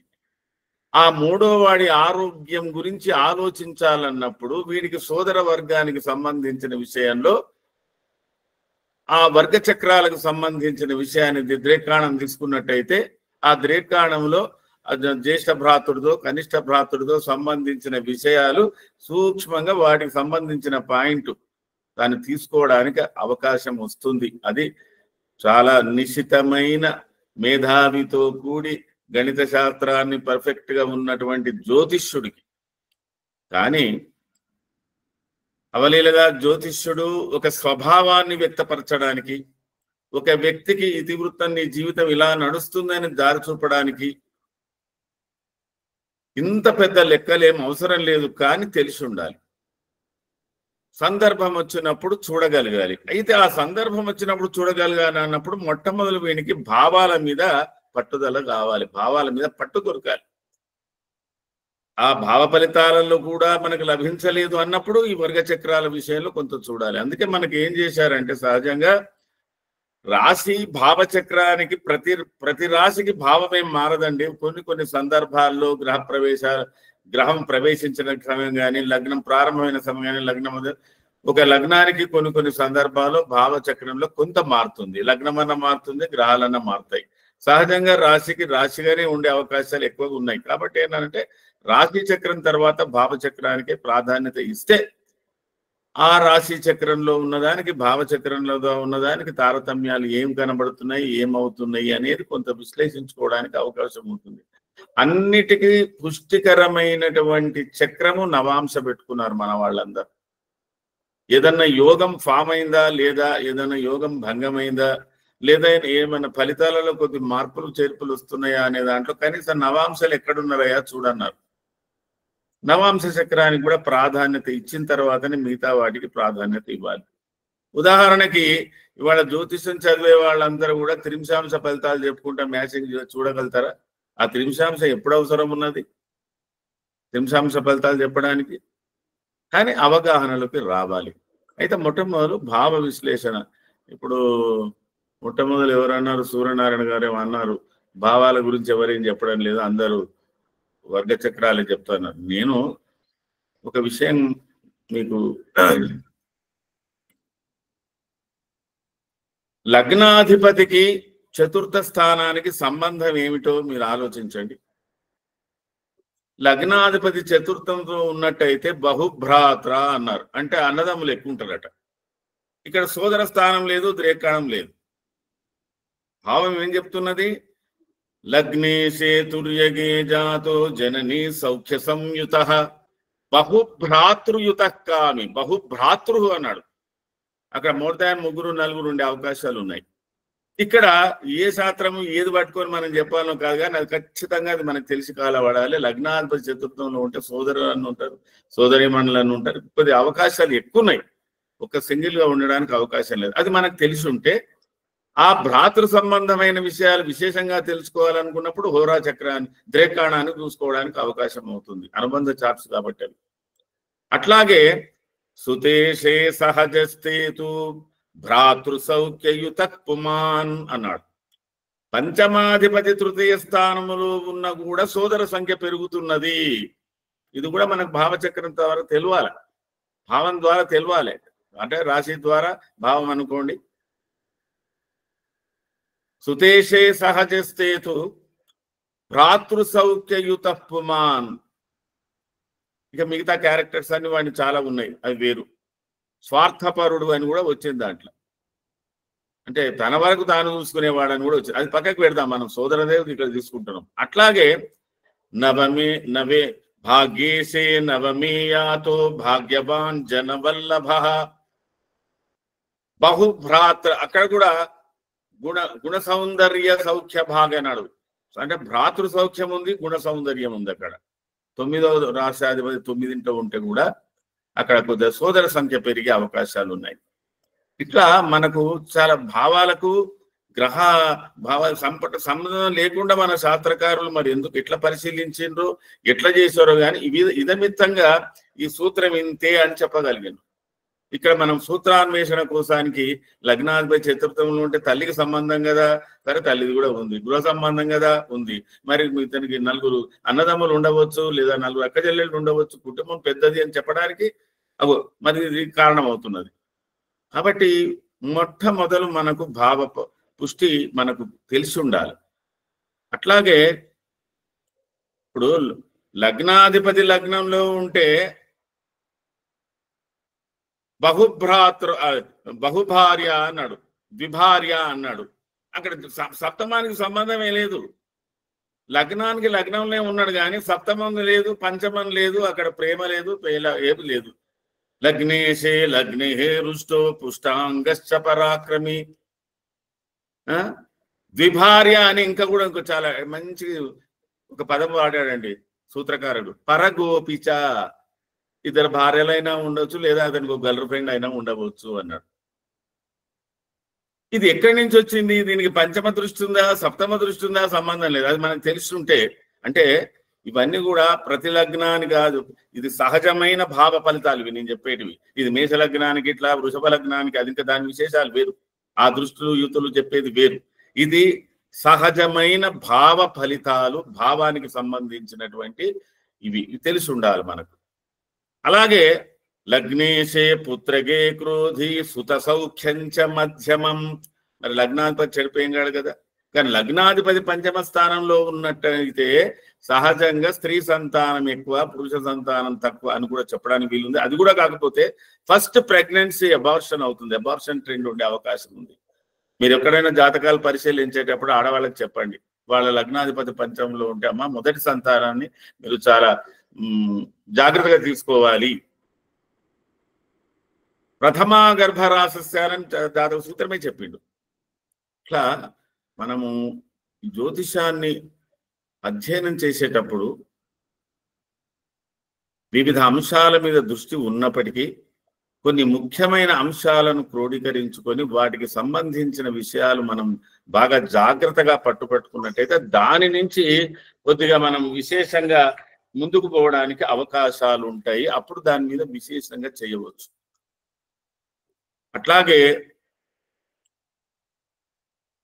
మీరు ఏదన్నా ఒక యోగం గురించి చెప్పేటప్పుడు, ఒక హారోస్కోప్ అనాలిసిస్ చేసేటప్పుడు ఇది చాలా వరకు కృష్ణమూర్తి పద్ధతిలో ఉంది, బివి రామన్ పద్ధతిలో ఉంది. ఏదైనా ఒక భావం నవాంశలో 6, 8, 12లో ఉంటే బాగుండదు అని చెప్తారు. సహజంగా 6, 8, 12 సహజంగా అవి బలహీన పడుతున్నాయి. మిగతా ఎక్కడ ఉన్నది అనేది అది వేరు విషయం, మనం ఆలోచించుకోవాల్సిన విషయం. సహజంగా భావచక్రంలో ఒక భావం పుష్టిగా ఉంది, భావాధిపతి పుష్టిగానే ఉన్నాడు. కానీ నవాంశలో అతను బలహీన పడ్డాడు, 6, 8, 12. అది స్థానం చేత బలహీన పడ్డా, దాని యొక్క ఎఫెక్ట్ ఏమిటి?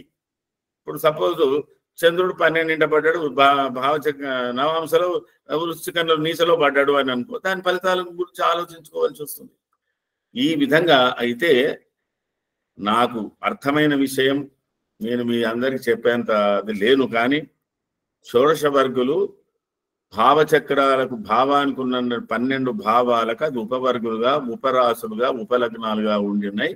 ఒక్కొక్క అంశాన్ని ప్రత్యేకంగా చూడడానికి అవి పనికొస్తున్నాయి తప్ప అందులో విశేషంగా జీవితం అంతా రంగడించి ఇతని సప్తమాంశ ఇలా ఉంది, నవాంశ ఇలా ఉంది. ఎందుకంటే ఒక ప్రశ్న అడిగాడు సోమనాథ్ గారు, ఏమయ్యా అన్ని చక్రాలలో భావచక్రంలోనే దృష్టులు యుతులు చెప్తున్నారు కానీ దాంట్లో లేవని అంటున్నారు, మరి ఏమిటిది అంటే అక్కడ యుతులతో సంబంధం లేదండి, వాని స్థాన ఫలితం. మనం డివిజన్ ఏదైతే డివిజన్ చేసి ఒక లెక్కేసుకున్నామో, ఆ భావాన్ని ఇన్ని విభాగాలుగా విభజించినామో అది ఎక్కడ పోయి పడ్డది, ఆ ప్రాధాన్యత దానికే ఉన్నది. దాన్ని బట్టి మనం కొంత చెప్పవలసి ఉంటుంది. ఎట్లా అంటే లగ్నం భావచక్రంలో సప్తమాధిపతి వ్యయంలో ఉన్నాడు అనుకుందాం. కానీ నవాంశ చక్రంలో నవాంశ లగ్నానికి సప్తమాధిపతి సప్తమంలో, దీంట్లో ఉన్న సప్తమాధిపతి అక్కడ సప్తంలోనే ఉన్నాడు. అక్కడ ఫలితాన్ని మనం ఇక్కడ ద్వాసంలో ఉన్నాడు కదా అని చెప్పి దీని భావాన్ని మనం గ్రహించినా దాని భావానికి సంబంధించి అందులో పుష్టిగా ఉంది కదా అని చెప్పి దాన్ని కొద్దిగా మనం డైవర్ట్ చేయొచ్చు. ఆ మెలిఫిక్ రిజల్ట్స్ ని మనం కొద్దిగా డైవర్ట్ చేయొచ్చు. In general the 7th lord in 12th house any లగ్న జాయేషే వ్యయగే జాతో దరిద్ర కృపణస్తథా అన్నాడు. అంటే ఇక్కడ ఏమిటి అంటే కష్టపడతాడండి, వాడికి సేవింగ్స్ తక్కువ ఉంటాయి, అనవసరమైన ఖర్చులు పెడుతుంటాడు అనేసారు. వస్త్రాది పుమానికి వ్యయశీలాచ తత్ప్రియ, అది భార్య జాతకంలో ఉంటే భర్త విచ్చలవిడే ఖర్చు పెట్టే తత్వం ఉంటుంది. పోని భర్త జాతకంలోనే సప్తమాధిపతి వ్యయంలో ఉంటే భార్య కొద్దిగా కంట్రోల్ లేకుండా ఖర్చు పెడుతుందని ఒక క్యారెక్టర్, అంత అక్కడ ఏం లేదు. అది ఆ గ్రహాన్ని బట్టి, గ్రహతత్వాన్ని బట్టి, ఆ గ్రహం 12 ఏదో ఉందంటే దాన్ని బట్టి మనం మళ్ళీ దాని గురించి ఆలోచించవచ్చు. లేదా నవాంశాలు బాగానే ఉందంటే అమ్మ మినిమైజ్ అవుతుందని చెప్పవచ్చు. ఇట్లా కొంత మనం చూసుకోవాల్సినటువంటి అవసరాలు ఉంటాయి. అట్లాగే ధనాధిపతి పంచమ స్థానంలో ఉన్న, పంచమాధిపతి ధనస్థానంలో ఉన్న వాడి సంతానం సశక్తి మీద ఆధారపడి సశక్తిగా వాళ్ళు ఆర్జించి తండ్రిని తాతను కూర్చొని బతికించే లక్షణాలు ఉంటాయి. సుహృద్భిర్ గుణుభై నిత్యం ధనార్జన చేసేటువంటి భావ ఫలితం ధనే ధనాధిపేతు సూనుస్తే సదార్థార్జన తత్పరై. ధనస్థానాధిపతి ఎవరికైనా పంచమ స్థానంలో ఉంటే వాడి సంతానం నిరంతరం ఆర్జిస్తుంటారట. చూడండి, చాలు మన జీవితానికి మనకున్న ఇప్పుడు అనుభవాలకు ఈ సింపుల్ జ్యోతిషాలు తెలిసినా కానీ ఎంతో చెప్పొచ్చు. ఈ 16 డివిజన్లు నా నుంచి అయితే కాదు, నేను వెయ్యదు, ఇవన్నీ చూస్తా అంతే. ఎవడో కంప్యూటర్ తెచ్చిస్తే అట్లా చూసుకుంటా, ఒక నవాంశం చూసుకుంటా. ఎందుకంటే నాకు అంత ఓపిక లేదు, సహనం లేదు ఉన్నవాళ్ళు. అయితే ఇవి ఎప్పుడు అంటే ఒకటి ఆరోగ్య స్థితి ప్రమాదంగా ఉంది, అత్యంత శోచనీయమైనటువంటి సంఘటనల విషయంలో కొంతవరకు గ్రహిస్తే జ్యోతిష్ శాస్త్రానికి డెవలప్ చేసుకోవడానికి ఇవి మనకు ఉపకరిస్తాయే తప్ప ఇవి ప్రెడిక్ట్ చేసే లక్షణాలు కావు. ఎవడి కూడా నీ దశాంశ ఇట్లా ఉంది, ద్వాదశాంశ ఇట్లా ఉంది, మనకు కావాలి, మనకు తెలుసుకోవడానికి. మనకున్నటువంటి ఏదైతే అర్థమైన పరిజ్ఞానం ఉందో దాన్ని మరింత పటిష్టంగా చేసుకోవడానికి ఈ చక్రాలు మనకు ఉపకరిస్తాయే తప్ప ఇది కామన్ మ్యాన్ కి ప్రెడిక్షన్ ఇవ్వడానికి పనికిరావు. అని చెప్పడం అంటే చెప్పకూడదని అర్థం అక్కడ. అట్లా కొన్ని ఉన్నాయి. తర్వాత మొట్టమొదలండి జ్యోతిషం నేర్చుకునే వాళ్ళకి నేను ఇప్పుడు ఏం చెప్తాను, లగ్నాధిపతి లగ్నంలో ఉంటే ఏంటి నేర్చుకోండి, ధనాధిపతి ధనంలో ఉంటే ఏంటో నేర్చుకోండి, తృతీయాధిపతి తృతీయంలో ఉంటే ఏంటో నేర్చుకోండి, చతుర్థాధిపతి జనరల్, ఇది జనరల్గా ఉన్నాయి. మళ్ళీ మేష లగ్నానికి చంద్రుడు ఎక్కడున్నాడు అవన్నీ వద్దు మనకు. అట్లాగే పంచమాధిపతి పంచమంలో ఉంటే ఏంటో నేర్చుకోండి, షష్టమాధిపతి షష్టంలో ఉంటే ఏంటో నేర్చుకోండి, సప్తమాధిపతి సప్తంలో ఉంటే ఏంటో నేర్చుకోండి. ఏ భావం ఆ భావంలో ఉంటే అవన్నీ మంచి ఫలితాలు. అటు ఇటు అయినప్పుడే ఫలితాలలో భావాలలో కొంత మార్పులు వస్తున్నాయి. చూడండి, మీకు ఒక సప్తమాధిపతిని షష్టమ స్థానంలో ఉంటే, ఒక సప్తమాధిపతి సప్తమ స్థానంలో ఉంటే, ఒక సప్తమాధిపతి అష్టమ స్థానంలో ఉంటే, దీని మీద నేను కొద్దిగా అంత వివరణ ఇస్తాను ఎందుకంటే సమయం తక్కువ తీసుకోవడానికి. జాయేషే శత్రుగృహే జాయా తస్య చ రోగిణి తయా వాసః విద్వేషః క్రోధనస్సు చ నిస్సుఖః. ఏ లగ్నమైనా సరే సప్తమాధిపతి 6వ స్థానంలో ఉన్నటువంటి వారికి అన్యోన్య దాంపత్యం ఉంటున్నప్పటికీ కూడా ప్రతినిత్యం తన నిత్య జీవిత వ్యవహారంలో ఆర్థిక పరమైన విషయంలో లేదా బాధ్యతల విషయంలో కస్సు బుస్సు అనకుండా సంసారం చేయలేరు. వాళ్ళని చూస్తే మనకే అనిపిస్తుంది, ఎందుకు వచ్చిన బాధరా నాయన, వీళ్ళు మన ముందనే ఇంత లిబరల్గా కొట్లాడుతున్నారు అనుకుంటారు. అది సహజ ధోరణి అది. ఎందుకంటే వాళ్ళ ప్రేమలు వాళ్ళ వ్యవహారాలు అన్ని కూడా కొద్దిగా అగ్రెసివ్గానే ఎక్స్ప్రెస్ చేసుకుంటారు. అది because of the 7th lord in 6th house. In general, దాన్ని మనం తప్పుపట్టడం కాదు, ఆ టెండెన్సీ వాళ్ళు చెప్పాలి, it is your common tendency అని, ఇట్ ఈస్ మ్యారీడ్ లైఫ్, మీ టెండెన్సీ ఇట్లే ఉంటుంది అని.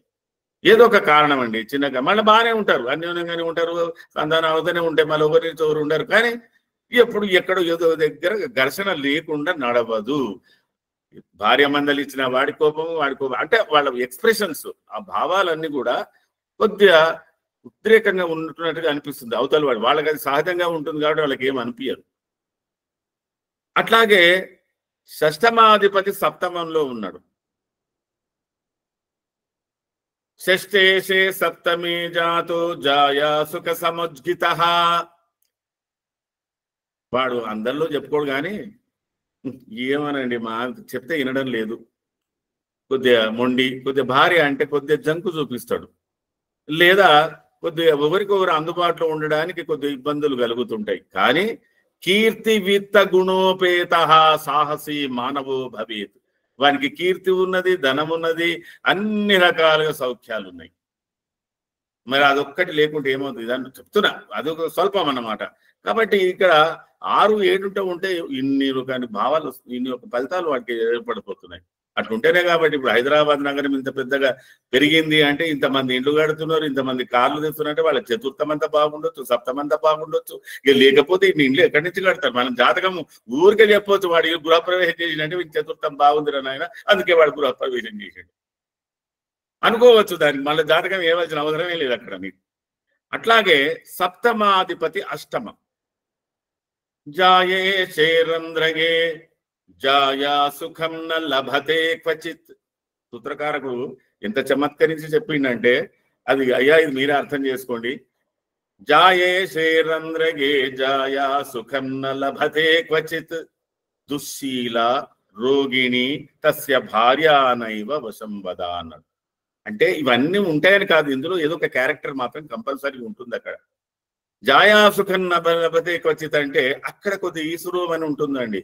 ఎవరి జాతకంలో సప్తమాధిపతి అష్టమంలో ఉన్నా కూడా చిర్రుబుర్రు లేకుండా అసలు రాదు, ఒకరికొకరు సరెండర్ గారు, అదొక పెద్ద ఇష్యూలు ఏదో ఉంటాయి, ఏదో ఒక రకంగా అనీజినెస్ ఉంటుంది, అది వాళ్ళకే సహజం అది అని చెప్పి అంతవరకు మనం దాన్ని అంటే అదొక టైప్. అయితే దాంట్లో ఒక విచిత్రం ఉంది. తులా లగ్నానికి సప్తమాధిపతి అష్టమంలో ఉన్నాడు. ఆయన సప్తమాధిపతిగా ధనాధిపతి కూడా అయ్యిండు. మరి ధనాధిపతిగా సప్తమాధిపతిగా అష్టమంలో ఉన్నప్పుడు ఆ ఫలితాలు రెండుటి భావ ఫలితాలను జోడించి ఆలోచించి అక్కడ అమ్మ ఇది ఇట్లుంటుంది అని చెప్పడానికి. ధనేశే మృత్యుభావాస్తే, అక్కడ జాయేషే రంధ్రగే అన్నాడు, ఇక్కడ ధనాధిపతి మృత్యుభావం అంటే 8వ భావం. ధనేశే మృత్యుభావాస్తే, ధనాధిపతి మృత్యు స్థానంలో ఉన్న కూడా జాయాసుఖం తక్కువనే.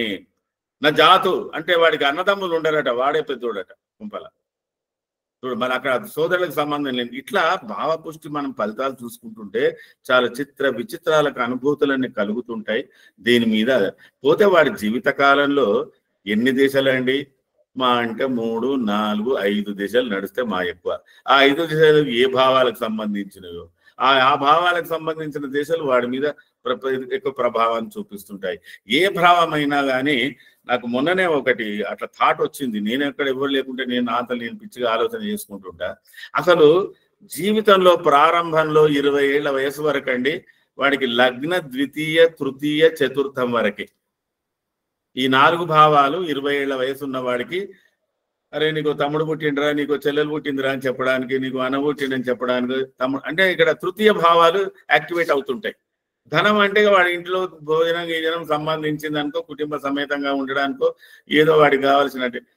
అక్కడ మనకి 20 ఏళ్ళు దాటిన తర్వాత మనకు కావాల్సింది ఏమిటి? పంచమం, సప్తమం, దశమం.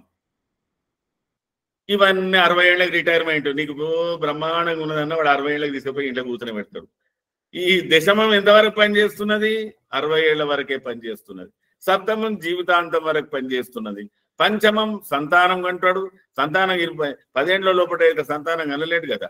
కాబట్టి వాడి వయస్సును బట్టి కూడా మీరు వాడి భావాలకు ప్రాధాన్యత ఇవ్వండి. అది వాడి దిశలు ఏమన్నా ఉండని కానీ పంచమం, సప్తమం, దశమం ఇక 6, 8 కామన్ లేండి, అది ఏ వయసుకైనా రావచ్చు అట్లా. ఇకపోతే లాభాలు వ్యయాలకు మీకు ఇంకొక విచిత్రం చెప్తున్నానండి. ఒకడు ఎప్పుడు 24 గంటలు తిరుగుతుంటాడు. ఆ తిరుగుడు 2 రకాలు ఉంటుంది. ఒకటి వృత్తిరీత్యా తిరుగుతాడు, రెండోటి ఏంటంటే యాత్రలు వీటికి సంబంధంగా తిరుగుతుంటాడు, దేశాటనలో తిరుగుతుంటాడు, ఎప్పుడు పుణ్యక్షేత్రాలు అంటాడు, అదంటాడు. ఆ పుణ్యక్షేత్రాలు తిరగడానికి కూడా ఒక యోగం కావాలి. ఆ యోగం ఎంత విచిత్రంగా ఉందంటే మనం విశేషంగా ఈ గురువు కలిసిండు ఆ చంద్రుడు కలిసిండు ఏం చెప్పవలసిన అవసరం లేదు. రెండు కామన్ పాయింట్స్ తెలుసుంటే చాలు మనకు. ఏమిటి? లాభేషే తుర్యగే జాతో మాతృ సౌఖ్య సమన్వితాః. లాభాధిపతి చతుర్థ స్థానములో ఉంటే తల్లి ఆరోగ్యం బాగానే ఉండి ధనం గిట ఉంటే సదా తీర్థాటనే రతః అన్నాడు. యుద్ధ విచిత్రంగా ఉందేమయ్యా విశేషము. 11వ భావం ఏంటో మనకు సంబంధం. 11వ భావాధిపతి 4వ స్థానములు ఉంటే వాడు విశేషంగా అన్ని యాత్రలు చూస్తాడు. వాడు విశేషంగా కొందరు చెప్తుంటారు కదా, నేను అనుకుంటా వీడికి లాభాధిపతి అని. ఒక లాభాధిపతే కాదు, పంచమాధిపతి కూడా 5వ స్థానంలో ఉంటే అది కూడా సదా తీర్థాటనే రత. తీర్థాటన కరో భవేది ఇందులో వస్తుంది. సదా తీర్థాటనే రత అని ఉంటుంది. పంచమాధిపతి ఎప్పుడైతే వ్యయాధిపతి 5వ స్థానంలో ఉన్నాడో వ్యయేషే పుత్రగే పుత్రహేతోర్భూరి నరః. నా కొడుకులకు డొనేషన్లు కడుతున్నా, నా కొడుకులకు సీట్లు కావాలి, అమెరికా పైసలు పంపడానికి కావాలంటే వాడికి వ్యయాధిపతి వాడిని పంచమంలో ఉండడమో లేకపోతే ఆ పంచమాన్ని వ్యయాధిపతి చూడమో జరిగితే వాడు ఎప్పుడు కొడుకుల కోసానికి అప్పులు చేసిన తండ్రులు కూడా ఉన్నారు. ఏదో సర్వం అమ్మి పెట్టి కూడా చదువులు చెప్పించిన వాళ్ళు ఉన్నారు. అంటే ఇక్కడ ఏమిటి? పుత్రహేతోర్భూరి నరః విశేషంగా ఖర్చు అవుతుందట వ్యయాధిపతి పంచమాన్ని చూసినట్టయితే. ధన విద్యా విహీనచ్చ, వానికి మాత్రము ధనానికి కొరతనే, వాడికి విద్య కొరతనే. కానీ సదా తీర్థాటనే రతః. 3 పాయింట్లు చెప్పి వదిలిపెట్టేసి. ఇవి నేను చెప్పినవన్నీ కూడా మేష లగ్నానిక వృశ్చిక లగ్నానిక లేకపోతే తుల అవి కాదండి. ఇవి ఇట్ ఇస్ అ కామన్ భావ ఫలితాలు. ఇట్లా మనకు అన్ని భావాలకు అన్ని భావ ఫలితాలు పరస్పర యోగాలు వీటిని అన్ని చూసుకున్నట్టయితే ఒక రకమైన అవగాహన, జ్యోతిషపరమైన అవగాహన మనకు కలుగుతుంది. అలాగే ఇప్పుడు ధనస్థానం చెప్తున్నాం. ధనస్థానం వాగ్విత్తాస్తిక, ధనం అనగానే మనకు తెలియవలసిన అవసరం ఒకటి ఉండాలి. వాగ్విత్తాస్తిక పోషకత్వనక సంభోజ్యాని సత్యావృతే జిహ్వాక్షంబర వజ్ర తామ్ర మణయో ముక్తాగ్రహో కృత్రిమ కౌటుంబం క్రయ విక్రయౌ మృదువచో దాతృత్వ విత్తోద్యమా సహాయం నఖ కాంతి విత్త కృపణ ప్రాసన్న వాగ్వైభవ విద్యా స్వర్ణ సురోప్యదాన వినయా నాసా మనస్థైర్యకే తత్పార్షవస్థ రోగమాగ విధి జీవాఢ్యతాదవ్యభాత్. ఒక ధనస్థానాన్ని మనం చూస్తున్నాం. ఒక జాతకం చక్రాన్ని పెట్టుకుని ధనస్థానాన్ని మనం పరిశీలించుస్తున్నప్పుడు కనీసం ఆ ధనస్థానానికి సంబంధించిన కారకత్వాలు మన మనస్సులో మెదలాలి. ఓహో, ఈ యొక్క ధనస్థానం నుంచి ఇన్ని విషయాలను మనకు సమగ్రంగా పరిశీలించగలమా? దీంట్లో కొన్ని ప్రశ్నాశాస్త్రానికి సంబంధించినవి ఉన్నాయి, జ్యోతిషాస్త్రం. అప్పుడు ఆ ధనాధిపతి లగ్నం నుంచి వివిధ భావాలలో ఎక్కడున్నాడు? సరే, ఎక్కడో దగ్గర ఉన్నాడు. వాడి మీద ఎవరి దృష్టులు ఉన్నవి, ఎవడి ప్రత్యేక దృష్టులు ఉన్నవి? ఏమైనా ధనాధిపతికి తనున్న స్థానాధిపతికి మన పరస్పరమైనటువంటి ఏమైనా మార్పులు చేర్పులు ఉన్నవా? ఉదాహరణకి లగ్నాధిపతి సప్తమం, సప్తమాధిపతి లగ్నం, పరస్పర అక్కడ మార్పులు ఉన్నాయి. పరివర్తన యోగం అంటారు. ఇది ఒక గ్రంథంలో రాశాడండి. దీన్ని ఎంత విచిత్రంగా చెప్పిండంటే మదన గోపాల యోగం అంటారు. అది చాలా విచిత్రంగా ఉన్నది. అది ఈ పరాశర్ల దాంట్లో ఏమిటో దొరకదు. అది కూడా ఒక పాత గ్రంథమే. మదన గోపాల యోగం అన్నాడు. మదన గోపాల యోగం అంటే అక్కడ ఏమిటంటే ఖచ్చితంగా వాడికి 2 ఏళ్ళు ద్విభార్యా యోగాలు ఖచ్చితంగా కాలబడుతున్నాయి. దాన్ని బట్టి వాడి యోగాలు మారుతున్నాయి. అయితే ఇది అని మనం ఎక్కడో దగ్గర చదువుకున్నామని చెప్పడం కాదు. దీనికి మనకు సూత్రం కూడా తెలిసి ఉంటే బాగుంటుంది. లగ్నేశే సప్తమే క్రూరు భార్యా తస్య న జీవతి విరక్తో వా ప్రవాసో వా దరిద్రో వా నృపోపి వా అన్నాడు. నిజంగా అండి, శాస్త్రకారకుడే అలసిపోయిండు. నేను మాత్రం చెప్పలేను ఆయన, లగ్నాధిపతి సప్తమంలో ఉంటే ఏం చేస్తాడో, వాడు ఏమని చెప్పాలో నాకే చెప్పొస్తలేదు అన్నట్టు ఆయన కూడా హ్యాండ్సప్ చేసిండు. ఏమన్నాడు? ఒకటి మాత్రం సూలంగా, భార్యాతసన జీవితం అంటే ఇక్కడ అర్థం ఏంటి? ఆమె సుమంగళి, అది మాత్రం ఖచ్చితం. వాళ్ళు 90 ఏళ్ళు బతకని ఎంత ఆయన ముందరే భార్య పోతుంది. ఓకే. అక్కడ విరక్తోవా ప్రవాసోవా, దరిద్రోవా, రాజైనా కావచ్చు, బిచ్చగడైనా కావచ్చు, ఏదైనా కావచ్చు. అప్పుడు అన్నప్పుడు ఏం చేయాలి? లగ్నాధిపతి సప్తమంలో ఉన్న ఏమంటైతే ఉందో వాని జాతకంలో మిగతా పటిష్టంగా ఉన్నాయా లేవా చూసుకోవాలి. తృతీయం ఎట్లుంది, పంచం ఎట్లుంది, దశమం ఎట్లుంది. అప్పుడు దాంట్లో అది ఏమైనా మినిమైజ్ అయితే కావచ్చు. అట్లాగే సప్తమాధిపతి లగ్నంలో ఉన్నాడు. జాయేషే తనుగే జాతో పరజాయాసు లంపటః. ఈ సూత్రం చెప్పింది కాబట్టి చెప్తున్నా, మీరేం తప్పుగా భావించకండి. వాడికి ఎందుకో తన భార్య, తన ఇల్లు ఉన్నా కూడా వాడికి ఇంకొక రకమైన ఇచ్చలు కలుగుతాయట. పరజాయాసు లంపట. దుష్టో ధీరో అతి చతురో భవేద్వాత మయార్దిత. అంటే దీంట్లో ఈ ఫలితం ఇట్లుందని చెప్పి మీరు ఉన్నది ఉన్నట్టు చెప్పకండి. దీని మీద శుభ దృష్టి ఉన్నది, గురు దృష్టి ఉన్నది, శుక్ర దృష్టి ఉన్నది అన్నప్పుడు కొంత ఇవి కూడా చూసుకోవాల్సినటువంటి అవసరం ఉంటుంది. అయితే దీనివల్ల నేను కామన్ గా ఏం చెప్తా అంటే, వేరే ద 7th లార్డ్ ఇన్ లగ్న, అమ్మ మీకు దగ్గర ఉన్న మీ అమ్మాయికి దగ్గర ఉన్నోడితోటే పెళ్లి అవుతుంది, బాగా తెలిసిన వాళ్ళతోటే పెళ్లి అవుతుంది. He marries who knows very well from the childhood. This is the latest result of the 7th lord in లగ్న. ఇట్లా మనకు కొంత, ఇక నేను ఎక్కువ మాట్లాడుతున్నా, తగ్గిస్తా. ఈ అయినంత వరకు ఈ పుష్టి తెలుసుకోవాలండి. తెలుసుకున్నప్పుడు మనకు వివిధ అంశాల మీద అవుతుంది. ఎందుకంటే మళ్ళీ ఎప్పుడన్నా ఆయన సబ్జెక్ట్ పెడితే కొంతమందికి ఈ గ్రహాలకు లేని శత్రుత్వాలు ఇచ్చి యుద్ధం పెడతారు. అది నాకు నచ్చదు. రవిలో చంద్రుడు ఎట్లా, చంద్రుడిలో రవి ఎట్లా, గురులో శుక్రుడు ఎట్లా, ఇవన్నీ చూస్తే ఆ ఫలితాలు చాలా విచిత్రంగా ఉన్నాయి. అయితే ఒక్కటి మాత్రం ఈ సభాముఖంగా ఇప్పుడు నేను చెప్తున్నది ఏంటంటే, ఒక జాతకాన్ని విశ్లేషించేటప్పుడు ఈవెన్ మళ్ళీ నేను సిఎఫ్ రావు గారికి, అందరికీ పెద్దలు, నాకన్నా పెద్దలైన వారికి కూడా చెప్తున్నాను, ఇది ఎంతవరకు యథార్థం అనేది తెలుసుకోండి. ఒక జాతకాన్ని మనం పరిశీలించేటప్పుడు ఒక దశ క్రమంతో మనం స్టార్ట్ చేస్తాం. ఈ నక్షత్రం, ఈ దశలో ఈ అంతర్దశ, ఈ విదేశ, దీన్ని బట్టి ఇట్లా నడుగు అని మనం అక్కడ స్టార్ట్ చేస్తాం. అది 6 నెలలు ఉండని, 3 నెలలు ఉండని, ఎంత ఉండని. కానీ ఆ యొక్క దశ అంతర్దశానాథుల యొక్క కాంబినేషన్ మనం బాగా చూసినట్టయితే అది వన్ మెయిన్ క్యారెక్టర్ లైఫ్ లో, అది వన్ మెయిన్ క్యారెక్టర్ ఎక్కువ కూర్చుంటున్నదండి. నీకైతే మాల తీసినావు, ఏమన్నా శరం ఉందా? నెల అయితే లేదు తీసి. అట్లా మనము ఆ క్యారెక్టర్ ఫామ్ చేసేటప్పుడు వాడి జీవిత కాలంలో ఏ దిశ, ఏ అంతర్దశ, ఏ విదేశతో స్టార్ట్ అయిందో ఆ 3 గ్రహాల యొక్క కాంబినేషన్ సంబంధించినటువంటి క్యారెక్టర్, దానికి సంబంధించిన పుష్టి వాడి జీవితంలో అది ఖచ్చితంగా ఉండి తీరుతుంది, అది ఎప్పుడైనా కానీ అని ఒకటి తెలుసుకోవాలి. ఇక ఇంకొక భావన కూడా చెప్తున్నాను. బలం ఉన్నంత వరకు, గ్రహాలు బలంగా ఉన్నంత వరకు, వాడి యవ్వనం ఉన్నంత వరకు ఏ దుష్ట గ్రహాలు ఏం చేయలేవు. వీడు బలహీన పడ్డప్పుడే బలహీన గ్రహాల యొక్క ప్రభావం ఎక్కువ. అది మాత్రం గుర్తుపెట్టుకోండి. అందుకే మీనరాశికి ఏలినాడు శని ప్రారంభమైంది, ఏడవద్దు.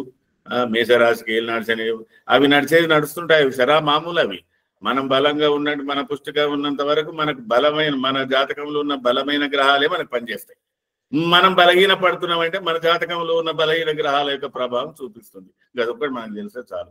అయ్యా, ఇక మిగతా వాళ్ళకు కూడా అవకాశం ఇవ్వండి.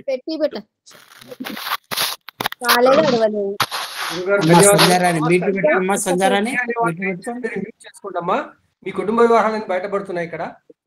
సంధ్య దయచేసి మ్యూట్ చేయండి. గురువు గారు బాగా చెప్పారు. ముఖ్యంగా వారి ఫ్లోని ఆపదలుచుకోక నేను ఏమి అనలేదు. ఏంటంటే ఒక విశ్లేషణ అప్పుడు గ్రహాలు, భావాలు, ఆ గ్రహాలు ఎక్కడున్నాయి, ఇది మనం నిజంగా ఎప్పుడు గమనిస్తూ ఉండాలి. ఎందుకంటే మొత్తం ఫలితాలన్నీ గ్రహాలు ఉండడాన్ని బట్టి వస్తున్నాయి. ఫలదాతలు గ్రహాలే కాబట్టి చాలా ముఖ్యమైన విషయాలు చెప్పారు. భావచక్ర విశ్లేషణ చేసినట్టు మన వర్గచక్రాలు వాడుకోకపోయినా చాలా ముఖ్యమైనదే. చాలా ధన్యవాదాలు. మంచి మంచి పాయింట్స్ చెప్పారు. ఈ చతుర్థానికి సంబంధించింది కాకపోయినా ధన్యవాదాలు. 2-3 చేతులు ఎత్తారు. మీ చేతులు ఎత్తే మీ సందేహాలు అయితే వెంటనే చేద్దాం. ఎందుకంటే మనం ఇంకా 2-3 మంచి ఎక్కువ మాట్లాడేవాళ్ళు ఉన్నారు మనకి. నేను మాత్రం మాట్లాడుతున్నాను. చెప్పండి అమ్మా, చెప్పండి. శ్రీ గురుభ్యో నమః. శ్రీకృష్ణ పరబ్రహ్మణే నమః. సభాయ నమః. వర్గచక్రాలు రాశి చక్రానికి సపోర్టింగ్ గా అన్ని భావాల్ని అద్భుతంగా మనం విశ్లేషించడానికి మనకి మహర్షులు ఇచ్చిన స్పెషల్ టూల్స్ అని చెప్పుకోవచ్చు. అయితే రాశి చక్రం బీజం అయితే భావచక్రం వృక్షము, నవాంశ చక్రం ఫలము అని ఇంతవరకు నేను గురువుల ద్వారా తెలుసుకుంటూ వచ్చాను.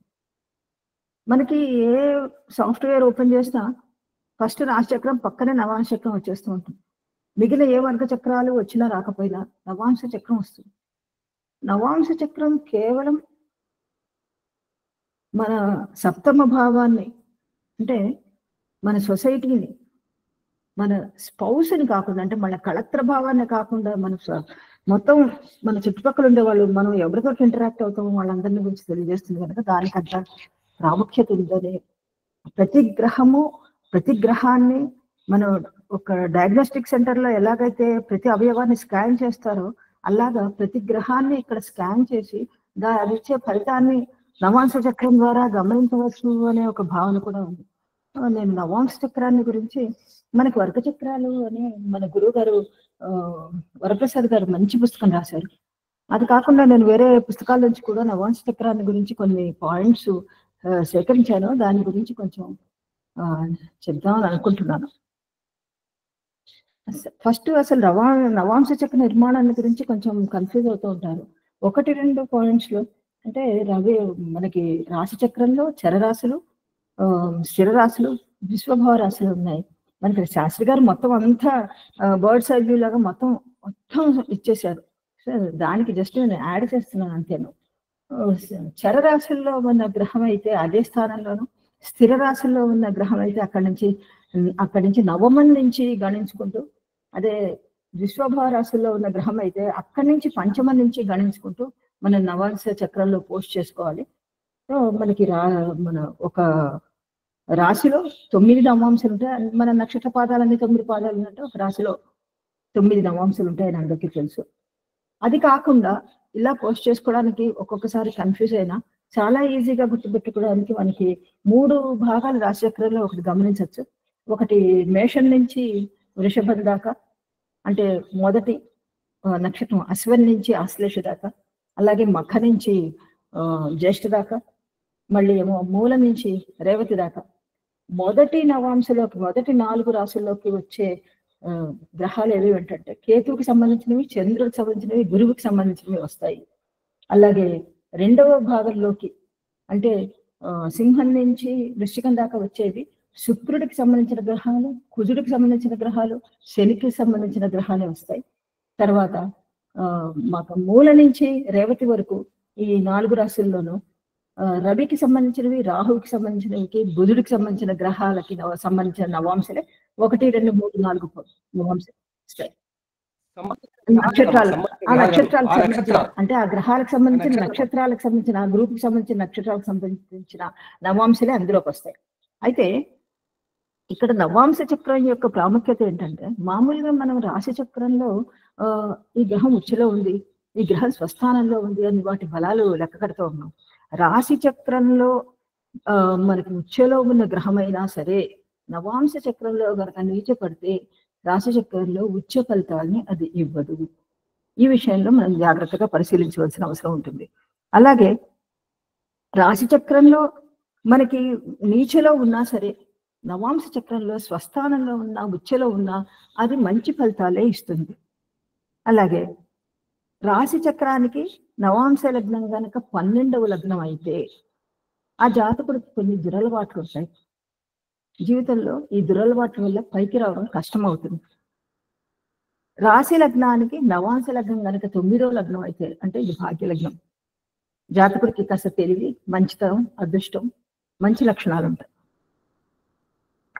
అలాగే ఈ నవాంశ చక్రం వల్ల ఎన్నో ముఖ్యమైన ఫలితాలు, ముఖ్యంగా మేళాపకానికి, కళత్ర భావానికి సంబంధించిన ముఖ్యమైన ఫలితాలు ఎన్నో తెలుసుకోవచ్చు. నవాంశలో కనుక శుక్రుడు రాహువు కేతువుతో కలిసి ఉంటే అన్యకుల లేక అన్యమత వివాహం జరుగుతుంది. నవాంశ చక్రంలో నవాంశ లగ్నాధిపతి స్వస్థానంలో కానీ ఉచ్చలో కానీ ఉంటే భార్య లేక భర్త మంచివాడై ఉంటారు. నవాంశ లగ్నాధిపతి నవాంశలో 6 లేక 8 స్థానాల్లో ఉంటే భార్యతో ఎడబాటు రావడం కానీ విడాకులు రావడం కానీ జరుగుతుంది. నవాంశ చక్రంలో లగ్నాధిపతి రాశి చక్రంలో ద్వితీయంలో ఉంటే వివాహం తర్వాత ధనం సమకూరుతుంది, ధనవంతుడు అవుతాడు. రాశి చక్రంలో లగ్నాధిపతి నవాంశలో నీచలో ఉన్న రాహుకేతువులతో కలిసి ఉన్న పెళ్లి సమయంలో విపరీతమైన గొడవలు జరుగుతాయి. ఆ వివాహంలో సుఖం కూడా ఉండదు. నవాంశ లగ్నాధిపతి నవాంశలో ఏ స్థానంలో ఉంటే జీవిత భాగస్వామితో సుఖం ఉండదు. నవాంశ లగ్నాధిపతి క్రూరుడై ఉంటే లేక క్రూరుడై ఉండి క్రూరగ్రహంతో కలిసి ఉంటే భార్య లేక భర్త శాడిస్టుల్లాగా దయ్యాలలాగా ఎప్పుడు విసిగిస్తూనే ఉంటారు. విపరీతమైన పర్వర్టెడ్ మైండ్ కలిగి ఉంటారు. విడిపోక తప్పని పరిస్థితి వస్తుంది. ఒకే ఇంట్లో ఉంటూ కూడా అసలు ఒకళ్ళతో ఒకళ్ళకి మాట్లాడుకోలేని పరిస్థితులు వస్తూ ఉంటాయి. అదే నవాంశ లగ్నాధిపతిగా శుభుడై కేంద్రాల్లో కానీ కోణాల్లో కానీ ఉంటే దాంపత్య జీవితం చాలా బాగుంటుంది. పురుషులకి నవాంశ లగ్నం కనుక వృషభ లేక తుల లగ్నాల్లో ఒకటైతే స్త్రీ వల్ల వేధింపులు ఉంటాయి. స్త్రీలకి నవాంశ లగ్నం మేషం లేక వృశ్చికం అయితే భర్త వల్ల తీవ్రమైన వేధింపులు ఉంటాయి. మామూలుగానే దాంపత్య జీవితంలో నవాంశలో చంద్రుడు నీచలో ఉంటే వివాహ సౌఖ్యం దొరకడం కష్టమైపోతుంది. నవాంశలో సప్తమంలో కుజుడు బుధుడు కలిసి ఉంటే ఖచ్చితంగా విడాకులు అయిపోతుంది. పెళ్ళైన తొందరలోనే వాళ్ళకి విడాకులు అయిపోతుంది. నవాంశలో పంచమాధిపతిని కనుక శుభగ్రహాలు చూస్తూ ఉంటే సంతానం వల్ల సుఖం సౌఖ్యం ధనం లభిస్తాయి. ఇప్పుడు చాలా మందికి పిల్లలు ఎదిగి పెద్దవాళ్ళు అవుతారని మంచి చూసుకుంటారని చిన్నప్పటి నుంచి ఎంతో కష్టపడి వాళ్ళని పెంచుతూ ఉంటారు. పెద్ద అయ్యాక వాళ్ళు వీళ్ళ మొహాలు కూడా చూడని పరిస్థితులు ఎంతో మంది ఎన్నో కుటుంబాల్లో చూస్తున్నాం. అక్కడ శుభగ్రహాలు పంచమాధిపతిని చూస్తూ ఉంటే నవాంశలో ఈ ఇబ్బందులు లేకుండా పెద్ద అయిన తర్వాత కూడా పిల్లలు చూసుకుంటూ ఉంటారు. లేక క్రూరగ్రహాలు చూస్తూ ఉంటే పిల్లల వల్ల కష్టాలు అవమానాలు భయం ఒక అభద్రతా భావం వీళ్ళని తీసుకెళ్ళి ఏ వృద్ధాశ్రమాల్లో చేర్పించడం జరుగుతుంది.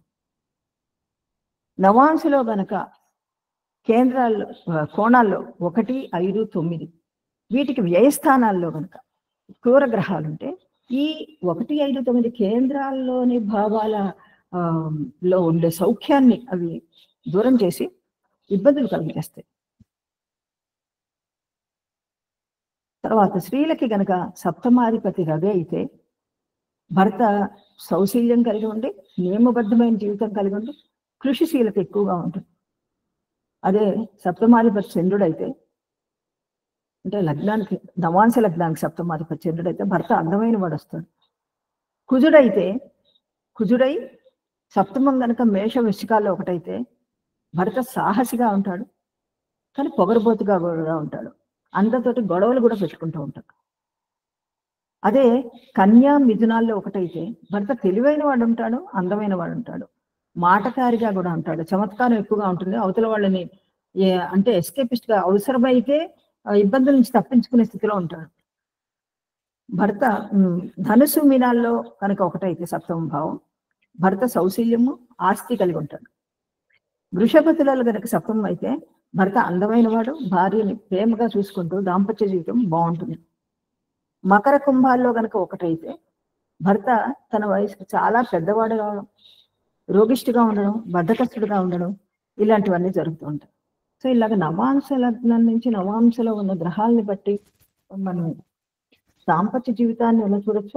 ఇదే నవాంశాన్ని అంటే సప్తమాన్ని మనం మన చుట్టూ ఉన్న సొసైటీని పరిశీలించడానికి కూడా బాగా ఉపయోగపడుతుంది అని చెప్పి ఈ కొన్ని పాయింట్లు ఈ పుస్తకాలు మంచి పాయింట్స్ దొరికే నాకు అని రాసి పెట్టుకున్నాను. వాటి గురించి నేను చెప్పడం జరిగింది. నాకు అవకాశం ఇచ్చినందుకు ధన్యవాదాలమ్మా.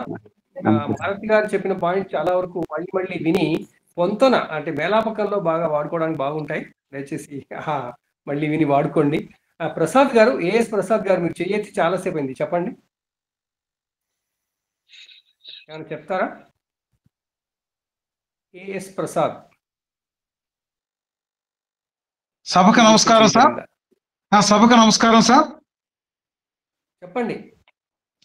నేను 2-3 పాయింట్లు కొంచెం ఈ మీటింగ్ ని కొంచెం సరదాగా గడపడానికి 1 నిమిషం 2 నిమిషాలు తీసుకుంటాను సార్. కొంచెం సీరియస్ గా వెళ్లకుండా. ఓకే, మొన్న ఈ మధ్య ఉస్మానియా యూనివర్సిటీలో నేను కూడా ఒక్క నిమిషం కృతజ్ఞతలు చెప్పడానికి నాకు అవకాశం ఇచ్చారు. ఆ రోజు సభలో మోగిన చప్పట్లు ఇంకా చెవుల్లో గింగురుమంటున్నాయి.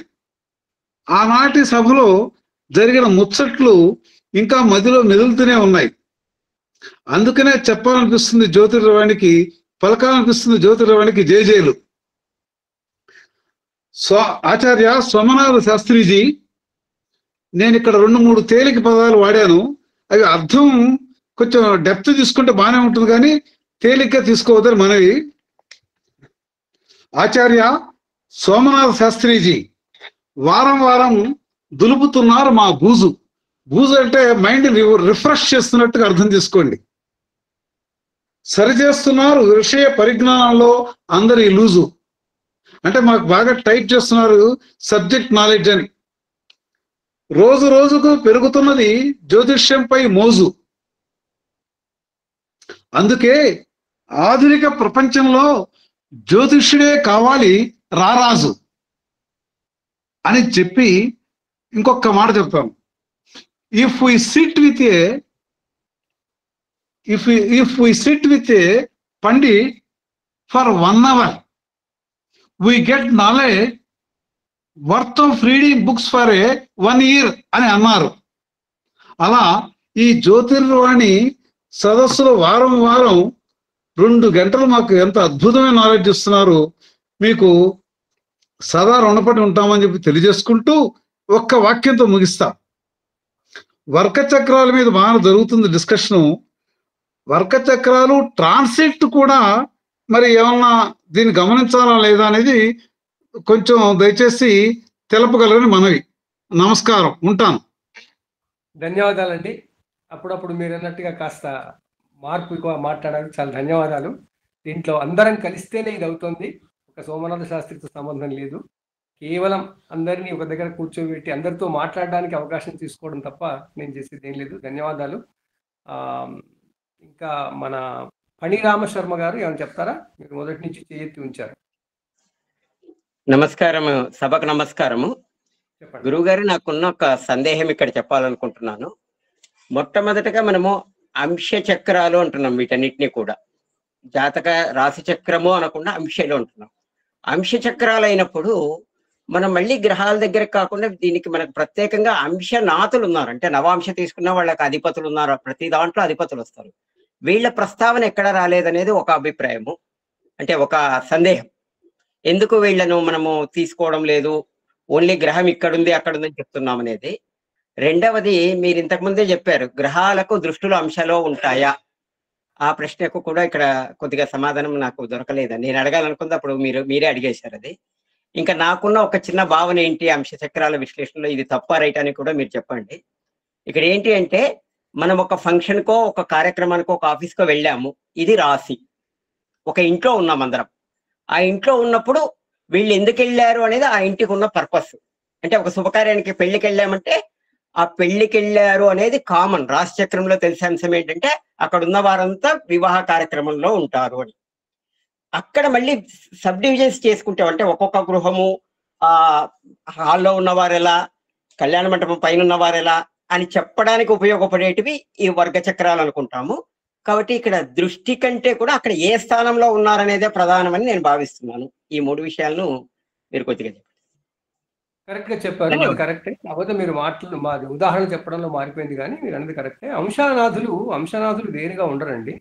ఆ క్యాలిక్యులేషన్స్ లో వర్గచక్రాల అంశాలు తీసే విషయంలో అవి గుర్తింపు కోసం చెప్పారు. ఆ అంశనాథులు సపరేట్ గా ఏమి ఉండరు. అంశాలకు పేరు పెట్టారు అంతే తప్ప అక్కడ వేరే అంశనాథులు ఏమి ఉండరు. నవాంశాధిపతి అంటే మళ్ళీ రాశి అధిపతి వస్తాడు. ఏ రాశిలో అది పడిందో ఆ రాశి అధిపతి అవుతాడు. ఆ రాశి అధిపతిని స్వభావం చెప్పారు సార్, అన్ని చోట్ల కూడా షష్టాంశలో కూడా ఆ స్వభావాన్ని బట్టి అర్థం చేసుకుంటున్నాం. అది అర్థం చేసుకుంటూ ఆ అంశాధిపతులు ఎక్కడ లేరు. అంశాధిపతులు పేర్ల కోసం అంశాధిపతులు తీసుకొచ్చారు, అంతకనే లేదు.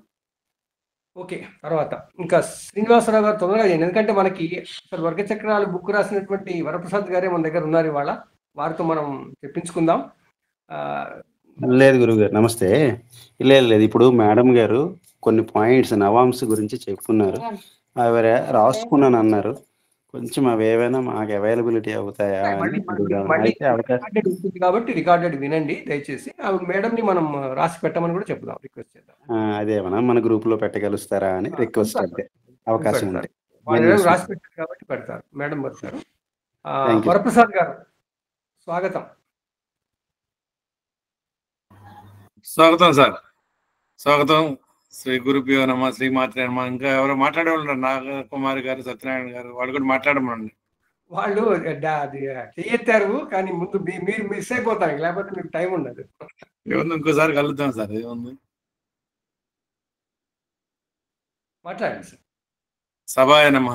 సభకు నమస్కారం, అందరికీ నమస్కారం, శుభ సాయంత్రం. జాతక విశ్లేషణ భాగంలో ఒక భాగంగా రహస్య జాతకానికి సంబంధించిన లేదా ఒక వ్యక్తి యొక్క జాతకానికి సంబంధించిన రహస్యమైన సూక్ష్మమైన విషయాలను పరిశీలించడానికి ఈ వర్గ చక్రాలు ఉపయోగపడతాయన్న దానిలో సందేహం లేదు. సూక్ష్మంగా పరిశీలించవచ్చు, రహస్యంగా ఉంచవచ్చు. రహస్యంగా ఉంచడం అంటే మనం తెలుసుకోవాలి, ఎంతవరకు అవసరం అంతవరకే చెప్పగలగాలి, కానీ పూర్తిగా చెప్పడం అనేది కరెక్ట్ కాదనే విషయం కోసం రహస్యమైన సూక్ష్మమైన విషయం పరిశీలించడానికి ఉపయోగపడతాయని చెప్పారు. రాశిచక్ర లగ్నాధిపతిని లగ్నేషు అంటాము, వర్గచక్ర లగ్నాధిపతిని వర్గేష్ అంటాము. ఏ వర్గాన్ని, ఏ భావానికి సంబంధించిన వర్గ చక్రాన్ని చూస్తున్నామో దానికి సంబంధించిన కారకుడిని కార్యేషు అంటాం. లగ్నేషు, వర్గేషు, కార్యేషులు ఈ సంబంధించిన వర్గ చక్రాల్లో ఏ భావానికి సంబంధించిన వర్గ చక్రం చూస్తున్నాం ఆ భావానికి సంబంధించిన వర్గ చక్రంలో 6, 8, 12లో ఉండటం కానీ 6, 8, 12 నాదులతో కలిసి ఉండటం కానీ ఉంటే మనకు ఆ గ్రహాల యొక్క దశాంతర దశల్లో ఇబ్బంది ఉంటుందని మాత్రం గమనించాలి.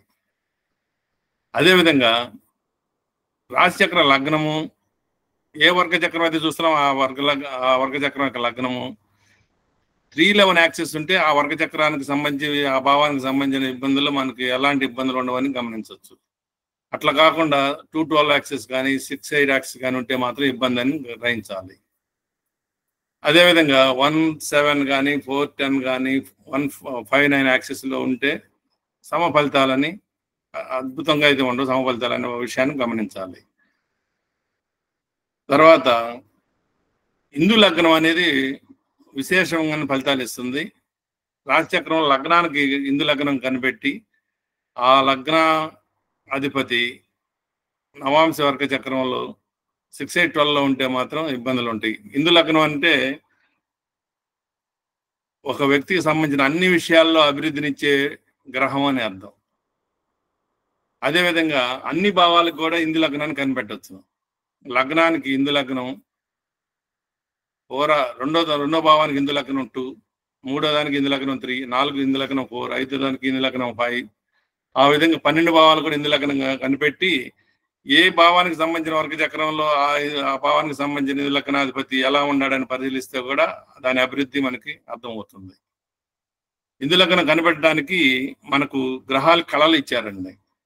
రవికి 30, చంద్రుడికి 16, కుజుడికి 6, బుధుడికి 8, గురుడికి 10, శుక్రుడికి 12, శనికి 1 అని. ఇందులో గణితాని పద్ధతి లగ్నం నుంచి రాశి చక్రంలో లగ్నం నుంచి నవమాధిపతిని తీసుకోవాలి, ఆ గ్రహానికి సంబంధించిన సంఖ్యను వేసుకోవాలి. చంద్రుడి నుంచి నవమాధిపతిని తీసుకుని రాశి చక్రంలో ఆ గ్రహం కనిపెట్టి ఆ గ్రహంకి సంబంధించిన సంఖ్యను వేసుకుని 2 కలిపి టోటల్ చేయగా బిఫోర్ 12 ఉంటే చంద్రుడి నుంచి లెక్కించి ఏ రాశి అయితే వస్తుందో ఆ రాశి హిందూ లగ్నం అవుతుంది. 12 కన్నా ఎక్కువ ఉంటే 16 వచ్చింది అనుకోండి. టోటల్ 16లోంచి -12 ఒక రౌండ్ తీసేస్తే ఒక చక్రం 12 రాశులు మైనస్ చేసేస్తే 4 వస్తుంది. 4 చంద్రుడి నుంచి లెక్కించి వేయాలి. అదేవిధంగా ద్వితీయాన్ని కనిపెట్టాలనుకోండి, ద్వితీయ భావాన్ని నుంచి నవమాధిపతి తీసుకోవాలి, ఆ గ్రహానికి సంఖ్య వేసుకోవాలి. చంద్రుడి నుంచి ద్వితీయానికి వెళ్ళి ద్వితీయం నుంచి నవమాధిపతిని తీసుకోవాలి.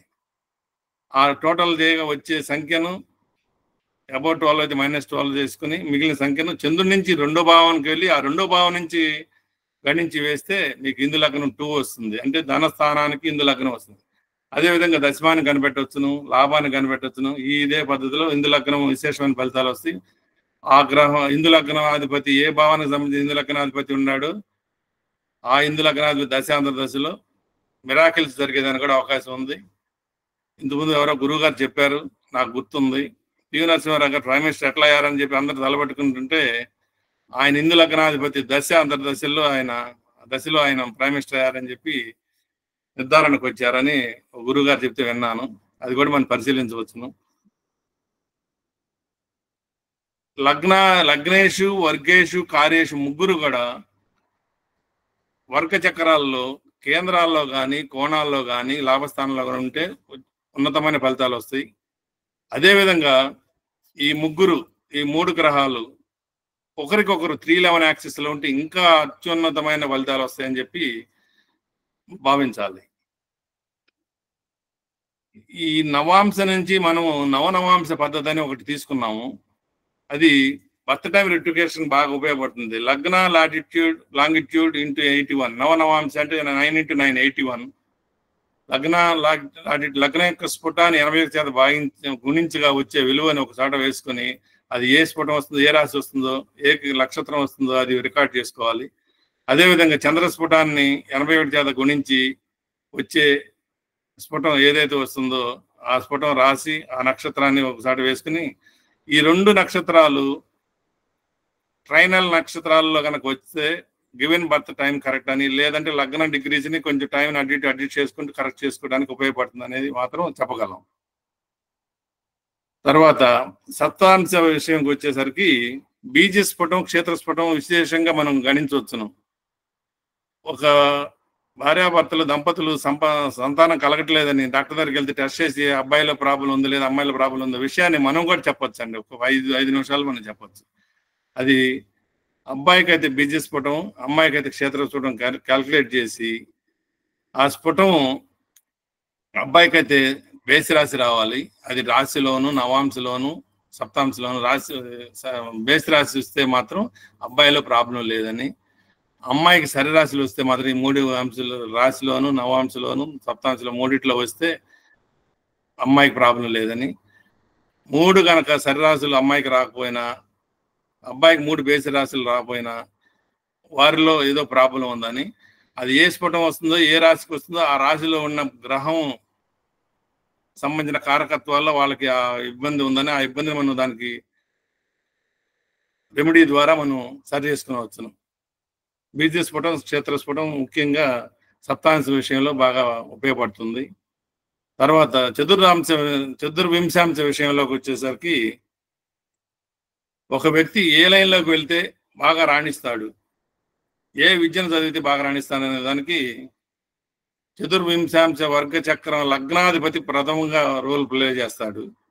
తర్వాత ఆ చక్రంలో కేంద్రాల్లో కానీ కోణాల్లో ఉన్న బలమైన గ్రహం మేజర్గా రోల్ ప్లే చేస్తుంది. ఏదైతే బలమైన గ్రహాలు ఉన్నాయో లగ్నాధిపతితో పాటు మిగిలిన కేంద్ర కోణాలలో లాభస్థానాల్లో ఉన్న బలమైన గ్రహం సూచించే విద్యని మాత్రం అతను అద్భుతంగా రాణించే అవకాశం ఉంటుంది. ఇదే విషయాన్ని దశాంశలో కూడా పరిశీలించాలి. ఎందుకంటే ఒక వ్యక్తి ఇంజనీరింగ్ చదివి జ్యోతిషానికి వస్తాడు, ఒక వ్యక్తి మెడిసిన్ చదివి పాలిటిక్స్కి వస్తాడు. ఈ అంశాలకి ఈ గ్యాప్స్ రాకుండా ఉండటానికి ఏ విద్య చదివితే అదే విద్యతో సంబంధించిన ప్రొఫెషన్ వస్తుందనే విషయాన్ని D24 అంటే చతుర్వింశాంశ మరియు దశాంశాలను పరిశీలించి మనం ఆ విధంగా గైడ్ చేయొచ్చు అని అతను జీవిత ప్రయాణం వల్ల టైం వేస్ట్ కాకుండా ఉంటుందని. ఉదాహరణకు నేను ఒక ఎగ్జాంపుల్ అనుకోండి. సో అనేది నా భావన. అది అందరూ కూడా మీ అందరి మిత్రులందరూ కూడా జీవితం పరిశీలించవచ్చు ఆ విధంగా. తర్వాత దృష్టి రాశిలోనే చూడాలి. పిఎస్సి అంటాము, position aspect and conjunction. Aspect మాత్రం రాశిలోనే చూస్తాము, మిగిలిన వర్గ చక్రాల్లో స్థితి యుతులను చూస్తాము.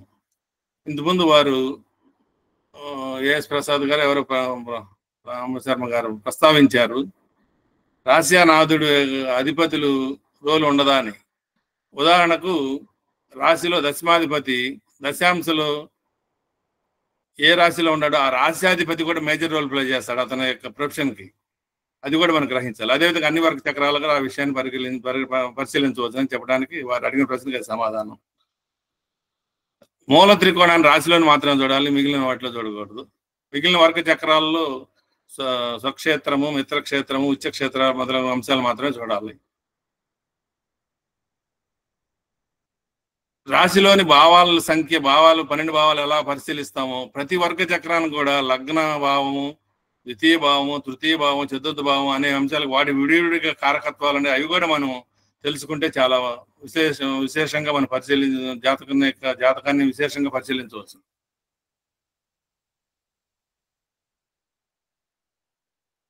పుష్కరాంశ విషయం కూడా నవాంశని బట్టి మనం బాగా తెలుసుకోవచ్చు, ముహూర్త విషయాల్లో పరిశీలించవచ్చు. త్రింశాంశ విషయం వచ్చేసరికి మేళాపంలో ఇంతకుముందు మనం ఎంవి శర్మ గారు చెప్పారు త్రింశాంశని ఎంతమంది పరిశీలిస్తున్నారని. సౌశీల్యం కొరకు ఈ రోజుల్లో పురాతన కాలంలో స్త్రీకి మాత్రం పరిశీలించేవాళ్ళు, ప్రస్తుత కాలమానంలో ఇద్దరికి త్రింశాంశ పరిశీలించి దాన్ని బట్టి కూడా మన మేళాపం ప్రకారం కుదురుతుందా కుదరదా అనే విషయాన్ని కూడా చెప్పవలసిన అవసరం ఉంటుందని నా భావన.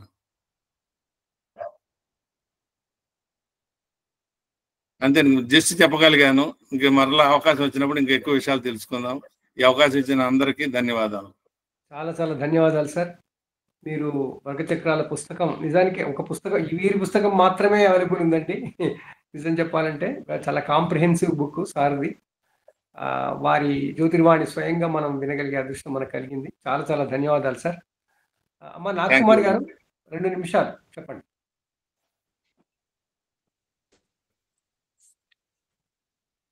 సరస్వతి స్వరూపమైన సభకి ముందుగా నా నమస్సుమాంజలి.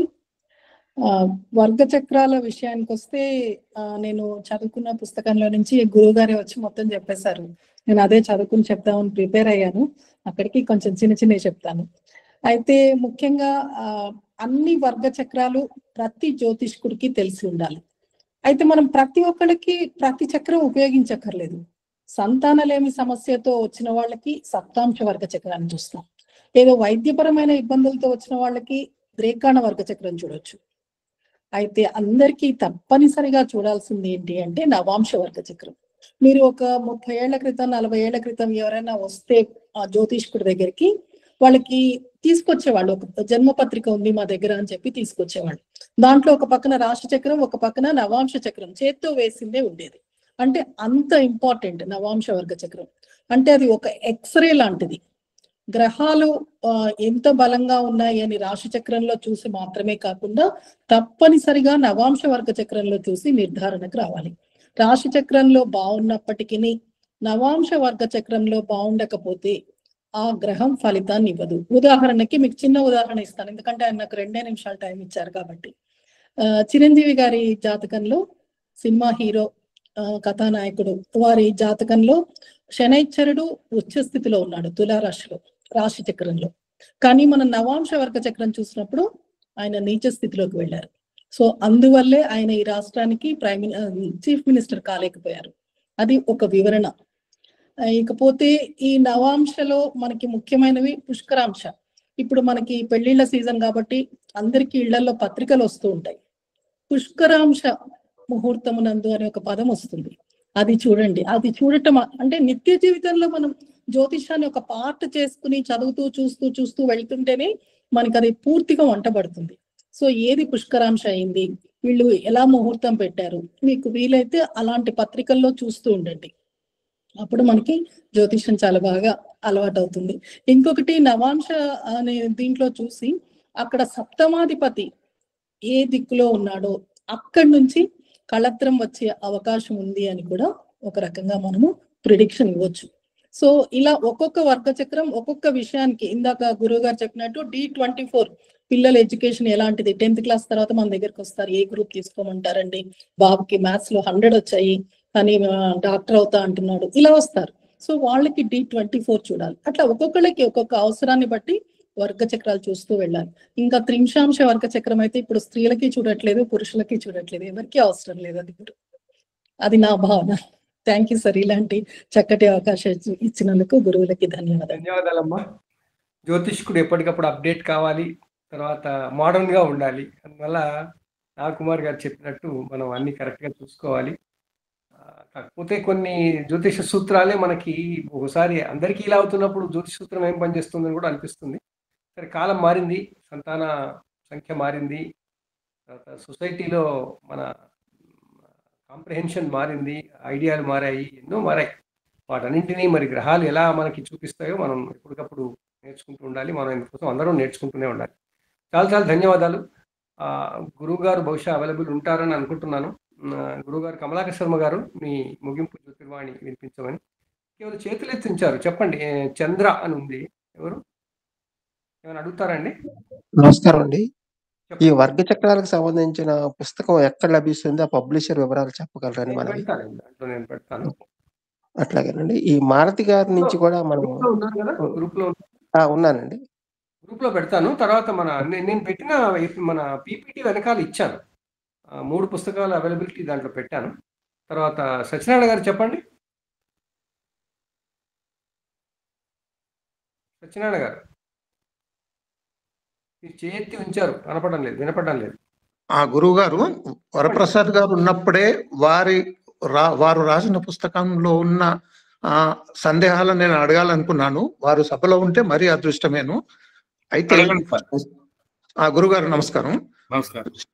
షష్ఠాంశలో కవల పిల్లల గురించి రాశారు. అయితే ఫస్ట్ బేబీ పుట్టినప్పుడు దాన్ని రాశి చక్రం లగ్నాన్ని తీసుకుంటాము. మరి రెండవ బేబీ పుట్టినప్పుడు షష్ఠాంశలో ఉన్న లగ్నాన్ని సెకండ్ బేబీకి తీసుకోవచ్చా? అది లగ్నాన్ని ఎలా డిసైడ్ చేసుకుంటాం? అదొకటి. ఇంకొక ప్రశ్న గురుగారు, సప్తాంశలో పురుషులకైతే ఆడవారికైతే 9వ స్థానం, 7వ స్థానం, 5వ స్థానం, 3వ స్థానం సప్తాంశ లగ్నం నుండి సంతానాన్ని కౌంట్ చేసుకోవాలని అన్నారు. మధ్యన రాహుకేతువులు కనుక వచ్చినట్టయితే ఒక స్థానాన్ని వెనక్కి తీసుకోవాలన్నారు. అది నాకు కొంచెం క్లియరెన్స్ కావాలి. ఈ 2 ప్రశ్నలు గురుగారు. నాకు అదృష్టం కొద్దీ మీరు సభలో ఉన్నారు ఇప్పుడు. అయ్యా నమస్కారం. షష్ఠంశని కమల పిల్లల జాతకాలు తీసుకున్నప్పుడు వారికి విడివిడిగా సపరేట్ లగ్నాలు వస్తాయి.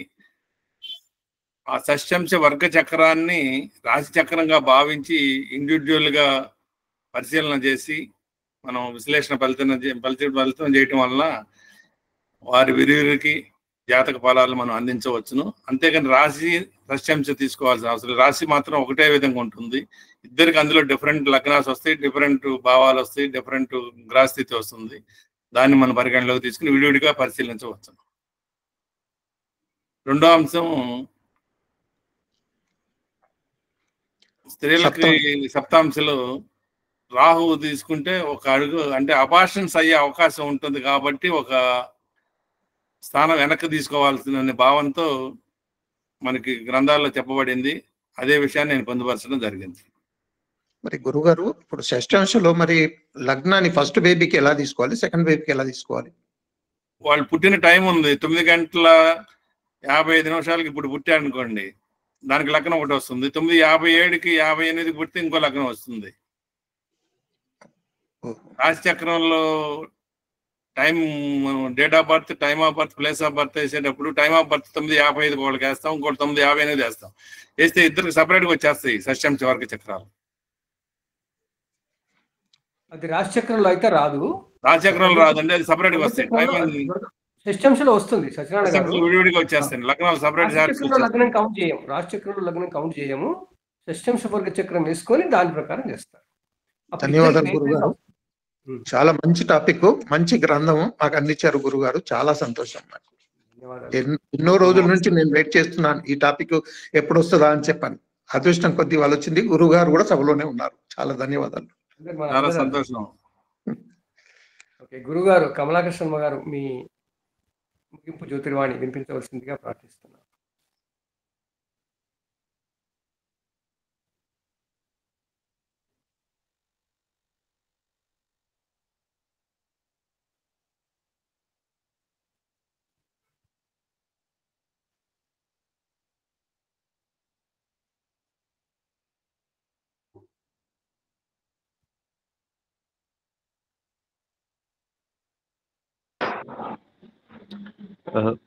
బాబాయ్ మీరే ముగించండి. ఇక్కడ ఇంకా సౌండ్స్ పూర్తిగా బాగా ఉన్నాయి. టెంపుల్లోనే ఉన్నాను నేను. సిఎస్ రావు గారు. చాలా ఉన్నాయి, మాట్లాడే అవకాశం చాలా తక్కువ ఉంది. ఇప్పుడే జాయిన్ అయ్యాను నేను కూడా. సరే సిఎస్ రావు గారు ఉన్నారా? సార్ అందరూ ముగింపు జ్యోతివాణి మీదే. ముగింపు అంత ముగింపు అందరూ బాగా చెప్పారు, చాలా బాగా చెప్పారు. ఒకసారి అన్ని విశ్లేషణ జరిగినాయి. ఇంకొంచెం D60లో ఒక పాయింట్ అంటే కవల పిల్లలకే కాదు, మామూలు D1 లో చూడలేకపోతే D60 చూసుకుంటే కూడా వచ్చేస్తుంటాయి. గోచారం చూసుకోండి, దాంట్లో చూసుకోండి. మామూలు జాతకానికి కూడా ఇంకా ఫైన్ ట్యూనింగ్ లో రావచ్చు. కొంచెం ప్రయత్నం చేసి చూడండి. ఎవరన్నా మామూలు జాతకాలకు కూడా D1 కాబట్టి D60 ట్రై చేసి చూడండి, కొంచెం ఫలితాలు రావచ్చు. అదొకటి. కనుక ఇప్పుడు అందరూ బాగా చెప్పేశారు బిగినింగ్ నుంచి. మనకి అందులో పేరు చెప్పక్కర్లేదు, సమయం కూడా లేదు. చాలా బాగుంది విశ్లేషణ. అందులో మన వరప్రసాద్ గారు స్వయంగా రావటం, వారితో మాట్లాడటం, అంత సందేహాలు తీరటం కూడా చాలా బాగా జరిగాయి. అందులో ముఖ్యంగాను చాలా బాగున్నాయి. వర్గ చక్రాల గురించి ముఖ్యమైన విషయం, వర్గ చక్రాలు చూడద్దు ఇవాళ నడవదు నిజంగా. కానీ అది కంపల్సరీ అనుకోకూడదు. మన శర్మ గారు చెప్పినట్టు, యోగ మంజరి శర్మ గారు చెప్పినట్టు పూర్తిగా దాని మీద బేస్ కాకూడదు, కానీ దాన్ని విస్మరించకూడదు. వర్గ చక్రాలను విస్మరించలేము కొన్ని విషయాల్లో. ముఖ్యంగా ఇవాళ సంతానం గురించి కానీ, ఉద్యోగాల గురించి కానీ, ఎక్కడ ఉద్యోగాల అభివృద్ధి గురించి ఇవాళ ముఖ్యమైనవి అవే ఎక్కువ. వివాహాల గురించి ఇవి చాలా అవసరమైనవి ఉన్నాయి. అది D1 D9 మామూలుగా డిఫాల్ట్ చూసేస్తూనే ఉన్నాం, డిఫాల్ట్ మామూలుగా. అయితే మిగతా వర్గ చక్రాలు క్లిష్టమైనప్పుడు చూడండి, రాశి చక్రాలు చూసుకుని రాశి చక్రంతో మామూలుగా చేసుకుంటూ వెళ్తూ క్లిష్టమైన టైంలో వర్గ చక్రాలు చూడండి. వర్గ చక్రాలు మనం మామూలుగా ఈ యంగ్స్టర్స్ కు అంటే నేను కూడా చిన్నప్పుడు అదే చేశాను. బిగినింగ్ లో కొత్త పాఠం రాగానే ముందు వచ్చిన జాతకాన్ని కొత్త పాఠం మీద పెట్టి చూడటం, అది అలవాటు అయిపోతుంది. పాత పాఠాలన్నీ వదిలేసి నేను చేసిన పని అది చిన్నప్పుడు. కానీ ఆ కొత్త పాఠంలో ఏమి ఉండదు, మనం చదివినే బాగా సరిపోతాయి మామూలుగా. అందుకని బిగినింగ్ నుంచి చూసి చదివి అప్పుడు ఇవి వర్గ చక్రాల గురించి థియరీ తెలుసుకొని, ప్రాక్టికల్స్ తెలుసుకొని అప్పుడు మొదలెట్టండి. ప్రాక్టికల్స్ గా బిగినర్స్ కి చెప్పే సలహా నేను, పెద్దవాళ్ళకి చెప్పక్కర్లేదు, చెప్పలేను కూడా, అనవసరం. అందుకని బిగినర్స్ కి వర్గ చక్రాలు వచ్చిందని కానీ ఏదో వచ్చేస్తుందని, ఏదో వేరే సిస్టమ్ వచ్చిందంటే వేరే సిస్టమ్ ఏదో చెప్పేస్తుందని, వేరే గురువు గారు ఊళ్ళోకి వచ్చాడంటే ఆయన ఏదో చెప్పేస్తాడని అనుకోకండి. ఎవరు ఏదైతే మనకెంత ప్రాప్తమో అంతే వస్తుంది. చివరికి వినేవాడికి ఎంత ప్రాప్తమో అదే మనం చెప్పగలం. అందుకని ఇంతకంటే నేను పెద్దగా చెప్పేదేం లేదు. ఈ సమయం నాకు ఇచ్చినందుకు, అవకాశం కూడా ఇచ్చినందుకు చాలా సోమనాథ్ శాస్త్రి గారి నా అనుమానాలు ముందే చెప్పేశాను. వర్గ చక్రాల గురించి కమల పుల్లలు సిజేరియన్లో ఇప్పుడు ఒకేసారి వస్తున్నారు బయటికి. వాళ్ళ కాలంగా కష్టంగానే ఉంది, లేకపోతే చాలా తేలిగ్గా ఉండేది.